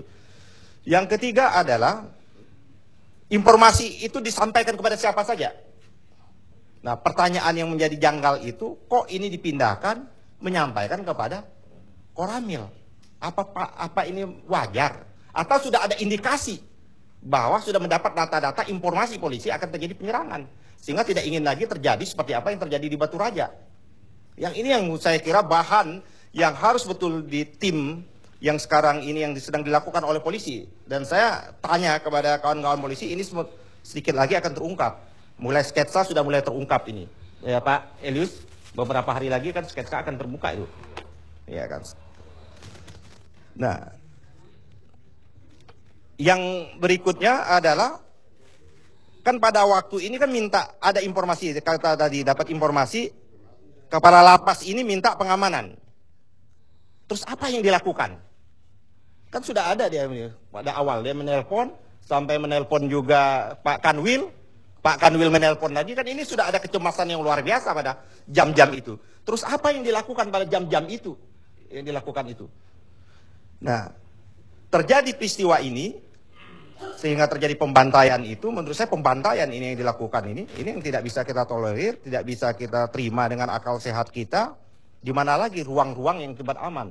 Kita bisa, lembaga pemasyarakatan sudah terjadi ajang pembantaian, ruang pengadilan sudah terjadi ajang pembantaian, markas polisi terjadi tempat pembakaran, di mana-mana terjadi. Saya ingin menganalisis apakah ini ada hubungan kait-mengait pekerjaan DPR sekarang ini sedang dilakukan. Ya, kita lagi menunda-nunda nih dengan Bang T.B. Hasanuddin. Undang-undang Komnas HAM kita tolak. Jelas yang menolak Komnas itu hanya 3 fraksi kan, bahwa tidak relevansi undang-undang Komnas HAM itu. Yang kedua, kita TNI ini menurut saya sedang mengalami perubahan yang luar biasa cepatnya, Bang. Reformasi ini. Visi dan misi TNI ini mengalami perubahan cukup luar biasa karena tuntutan. Tadi seperti apa yang dikemukakan oleh Bang Kiki tadi kan, karena tuntutan luar kan reformasi ini juga seperti itu. Tapi dia tidak diikut sertakan dengan perubahan struktur dan kelembagaan di TNI itu sendiri. Sehingga kita jawab, kenapa tidak Kewilhan? Contohnya kita di Papua tidak kuat kok komando wilayah pertahanan kita. Di Batam kita tidak ada kuat. Di daerah-daerah perbatasan tidak ada yang kuat. Tapi kok di daerah-daerah di tempat saya contohnya di Sriwijaya, di Palembang. Pertanyaan apa masih membutuhkan kodam-kodam seperti itu? Di Jawa apa masih membutuhkan? Yang ini menurut saya memang perlu harus dievaluasi. Inilah saya mengusulkan betul dengan pimpinan Komisi 3 untuk segera kita mengadakan rapat gabungan dengan Komisi 1. Segera kita mengadakan rapat gabungan dengan Komisi 1 untuk mengevaluasi ini semua. Termasuk juga apa yang dikemukakan oleh Bang Hendardi ini. Ini apa masih relevan peradilan militer terhadap oknum-oknum militer atau TNI yang melakukan kejahatan termasuk kualifikasi kriminal umum. Ya, itu kan tugas DPR. Ya ini makanya kita gabungan ini untuk melakukan evaluasi. Banyak tuntutan-tuntutan masyarakat. Tapi sampai saat ini kita minta pemerintah untuk mengusulkan usul perubahan terhadap ini kan belum sampai, Bang. Nah, tugas kita masih banyak lagi untuk melakukan pembahasan RUU yang lainnya. Jadi, saya memberikan dukungan penuh, kami Komisi 3 dan Komisi 1 DPR memberikan dukungan penuh. Tentunya kalau Komisi 3 memberikan dukungan penuh pada mitra kami, pada kepolisian untuk segera menuntaskan proses penyidikan ini setuntas-tuntasnya tanpa ada yang ditutup-tutupi. Segera juga waktu, kalau tadi Abang kita ngomong tadi dalam waktu dekat bisa terbongkar, terus Pak Wiranto mengatakan 1 hari kalau saya diserahkan cepat selesai. Nah, polisi berapa hari? Harus ada time limitnya juga ini. Ya kan? Jangan terlalu lama-lama. 1 bulan lagi kah? 2 bulan lagi kah? 3 bulan lagi kah? Tapi saya harap bahwa polisi dalam bulan-bulan ini menyelesaikan proses penyidikan ini. Pokoknya pastilah gitu. Yes. Baik, saya ke Proto Susilo, sosiologi hukum. Beliau ini kuliah angkatan saya, tapi dia jadi doktor. Ya, yang ingin saya pertanyakan dari sosiologi hukum, sejauh mana itu ya kita bernegara itu kan karena kita nggak bisa melindungi diri kita, maka kita perlu serahkan mandat ke sekelompok orang yang akhirnya membentuk negara, mengadakan pemerintahan aparat yang bisa mengamankan sebuah warga negara. Karena itulah kita membayar pajak ke negara. Gaji kita dipotong tiap bulan. Agar kita aman. Lah negara ini udah gak aman. Kalau kita lihat tadi, tiap minggu saja kejadian kayak gitu. Belum preman-preman berkuasa. Bahkan di daerah-daerah tambang saya dengar, itu wild west benar. Bahkan antar aparat juga punya lahan masing-masing dan perang. Ini apa yang terjadi di negara ini secara sosiologi hukum? Bung Karni, karena teman seangkatan, saya nggak manggil Bang, manggilnya Bung saja. Fenomena hukum yang ada itu dapat dikaji melalui 3 pendekatan, ya. Dapat dikaji secara internal itu melalui pendekatan yuridis murni, gitu ya. Dapat dikaji secara eksternal itu melalui pendekatan sosiologis, antropologis, melalui sosiologi hukum, antropologi hukum dan sebagainya. Dapat juga dikaji secara transendental melalui sudut pandang filsafat hukum misalnya. Ya. Nah, kali ini saya diminta yang sosiologi hukum. Mudah-mudahan kan kali diminta untuk yang filsafat hukum atau yang yuridis murni juga menyediakan diri. Nah, kalau kita melihat fenomena dari sudut sosiologi hukum, maka kita akan melihat dari sudut pandang yang lebih luas, dari sudut keberadaan hukum itu di dalam masyarakat, gitu ya. Jadi kita tidak terbatas pada melihat fenomena di Cebongan ini saja, ya. Tapi tadi Bung Karni sudah memulai dengan sangat baik, yaitu cerita tentang beraneka kerusuhan massal gitu ya, yang terjadi di Sumatera Selatan, di mana petani-petani yang merasa tanahnya diambil, kok kemudian diberikan kepada perusahaan-perusahaan kelapa sawit yang ternyata punya asing gitu ya. Dan saya baru habis membimbing disertasi yang ternyata sebagian besar dari perkebunan kelapa sawit kita itu memang dimiliki oleh pihak investor asing gitu ya. Tadi Ibu ini menceritakan di Buol sekarang terjadi begitu juga hari ini ya. Hari ini terjadi di Buol, yaitu tanah-tanah dari petani di sana dipermasalahkan, bahkan sekarang petani berhadapan dengan aparat Brimob dan polisi gitu ya. Dan kerusuhan-kerusuhan seperti ini sudah lama terjadi dan akan tetap terjadi karena yang namanya hukum rimba itu sebenarnya hanya permukaannya saja gitu ya. Puncak dari gunung es yang di bawahnya itu ada sesuatu yang lebih mengerikan lagi. Yang lebih mengerikan ada penyakit menular yang sangat ganas gitu ya. Yang sedang kita derita bersama, diderita oleh masyarakat kita. Yaitu penyakit yang namanya dalam istilah sosiologi disebut sebagai anomi gitu ya. A itu tidak ya. Nomi itu kalau diterjemahkan bahasa Inggrisnya norm, kalau dalam bahasa Indonesia norma gitu ya. Tapi bukan tidak ada norma, karena masyarakat sekarang itu bingung karena norma yang ada di dalam masyarakat itu sekarang saling bertentangan. Norma-norma, termasuk norma-norma hukum mulai dari yang paling tinggi di dalam konstitusi sampai ke undang-undang, sampai ke peraturan-peraturan pelaksanaan yang lainnya. Di konstitusi kita lihat misalnya pasal 33 Undang-Undang Dasar 45 gitu ya. Setelah dijungkir balikkan 4 kali Undang-Undang Dasar tadi, kemudian pada penjungkir balikan yang keempat, pasal 33 itu ditambahkan satu ayat lagi, ayat 4. Di mana di situ ditambahkan kata-kata efisiensi. Nah, padahal sebelumnya pasal 33 itu menunjukkan adanya sistem ekonomi kerakyatan. Nah, sekarang dengan tambah efisiensi itu terjadi pengaruh. Karena kalau berdasarkan kajian filsafat hukum, ada yang namanya aliran The Economic Analysis of Law, itu kata kuncinya kata-kata efisiensi itu. Dan menurut pakar yang namanya Becker, efisiensi itu berarti menunjukkan cara kerja sistem kapitalistik. Dan menurut Coleman gitu ya, itu akan membuat orang yang makin kaya, yang sudah kaya semakin kaya, dan yang miskin akan semakin miskin. Dan itu sudah terjadi di tanah air kita, karena indeks koefisien Gini di negara kita selama 3 tahun terakhir ini sudah merosot sangat jauh. Berarti ada sekelompok kecil manusia yang sudah kaya semakin kaya, tapi sebagian besar warga masyarakat itu semakin miskin. Nah itu yang namanya anomi itu karena terjadi perbenturan antara norma-norma hukum yang lama, yang sudah kita warisi dari bukan hanya puluhan tahun, ratusan tahun, ribuan tahun, yang diwariskan dari generasi ke generasi, yang kalau kita belajar di Fakultas Hukum disebut sebagai hukum adat gitu ya. Yang nanti kalau dipositifkan terkristalisasi dalam nilai-nilai Pancasila gitu ya. Nah sekarang dia dihadapkan pada nilai-nilai yang dari luar, yang diimpor dari luar. Tadi kalau Pak Kiki nyebutnya sebagai transfusi gitu ya. Kalau saya menyebutnya bukan transfusi, transplantasi. Gitu. Jadi dicangkokkan dari luar. Jadi nilai efisiensi sistem kapitalis, sistem ekonomi kapitalistik yang ada di Undang-Undang Dasar 45 pasal 33 ayat keempat tadi dicangkokkan ke dalam konstitusi kita. Nah, konstitusi kita itu sekarang pertentangannya bukan antara pembukaan dengan batang tubuhnya. Di dalam batang tubuh itu, di dalam satu pasal pun ayat-ayatnya saling bertentangan. Pasal 33 tadi ayat 1 sampai 3-nya masih ekonomi kekeluargaan, ayat keempatnya sudah ekonomi kapitalistik.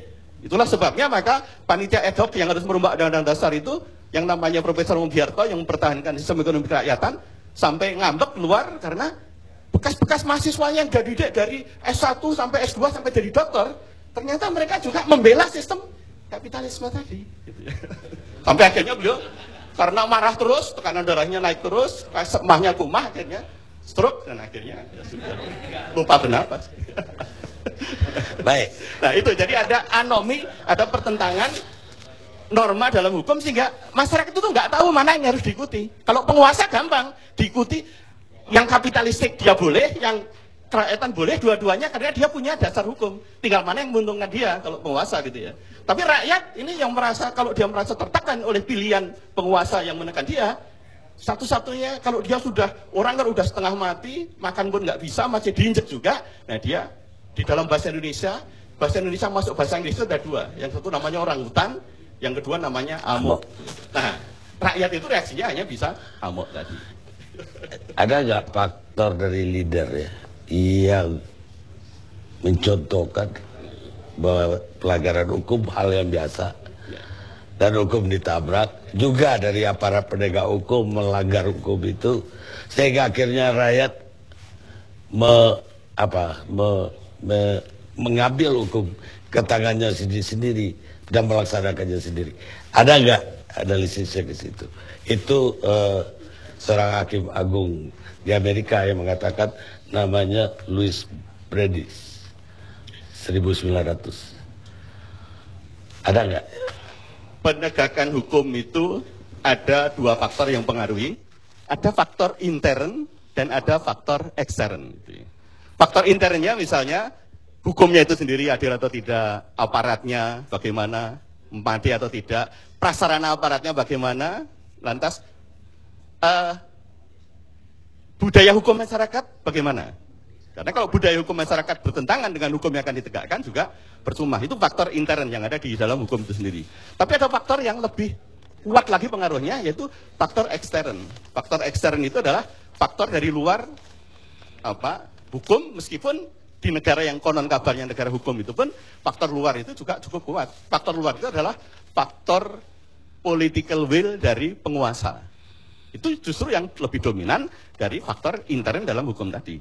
Nah, penguasa itu boleh penguasa di bidang pemerintahan, mungkin dia penguasa di bidang politik seperti Pak Yani dan teman-temannya di DPR, mungkin penguasa di bidang militer, mungkin penguasa di bidang ekonomi.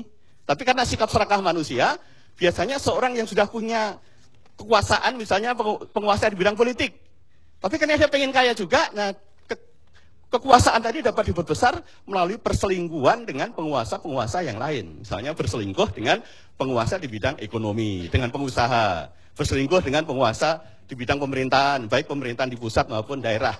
Nah, itulah perselingkuhan antara penguasa di bidang ekonomi, pengusaha dengan aparat-aparat penguasa di bidang pemerintahan di pusat apalagi di daerah. Nanti kalau itu berhadapan dengan kondisi yang merugikan rakyat tadi, nah itu rakyat yang ngamuk tadi melihatnya, loh ini aparat-aparat ini jadi alat penguasa saja, maka dia akan menyerang kepada simbol-simbol pemerintah yang ada. Mungkin kantor wali kota, mungkin kantor polisi, mungkin kantor partai politik seperti di Sulawesi ya, kantor partai politik, kantor perwakilan lembaga-lembaga yang membela yang harusnya mendukung pemilu, pelaksanaan pemilu diserang juga karena masyarakat melihat, loh ini kok ternyata jadi alat dari penguasa yang menindas saya. Demikian. Jadi faktor yang di luar hukum itu cukup besar pengaruhnya. Baik, kita rehat sejenak.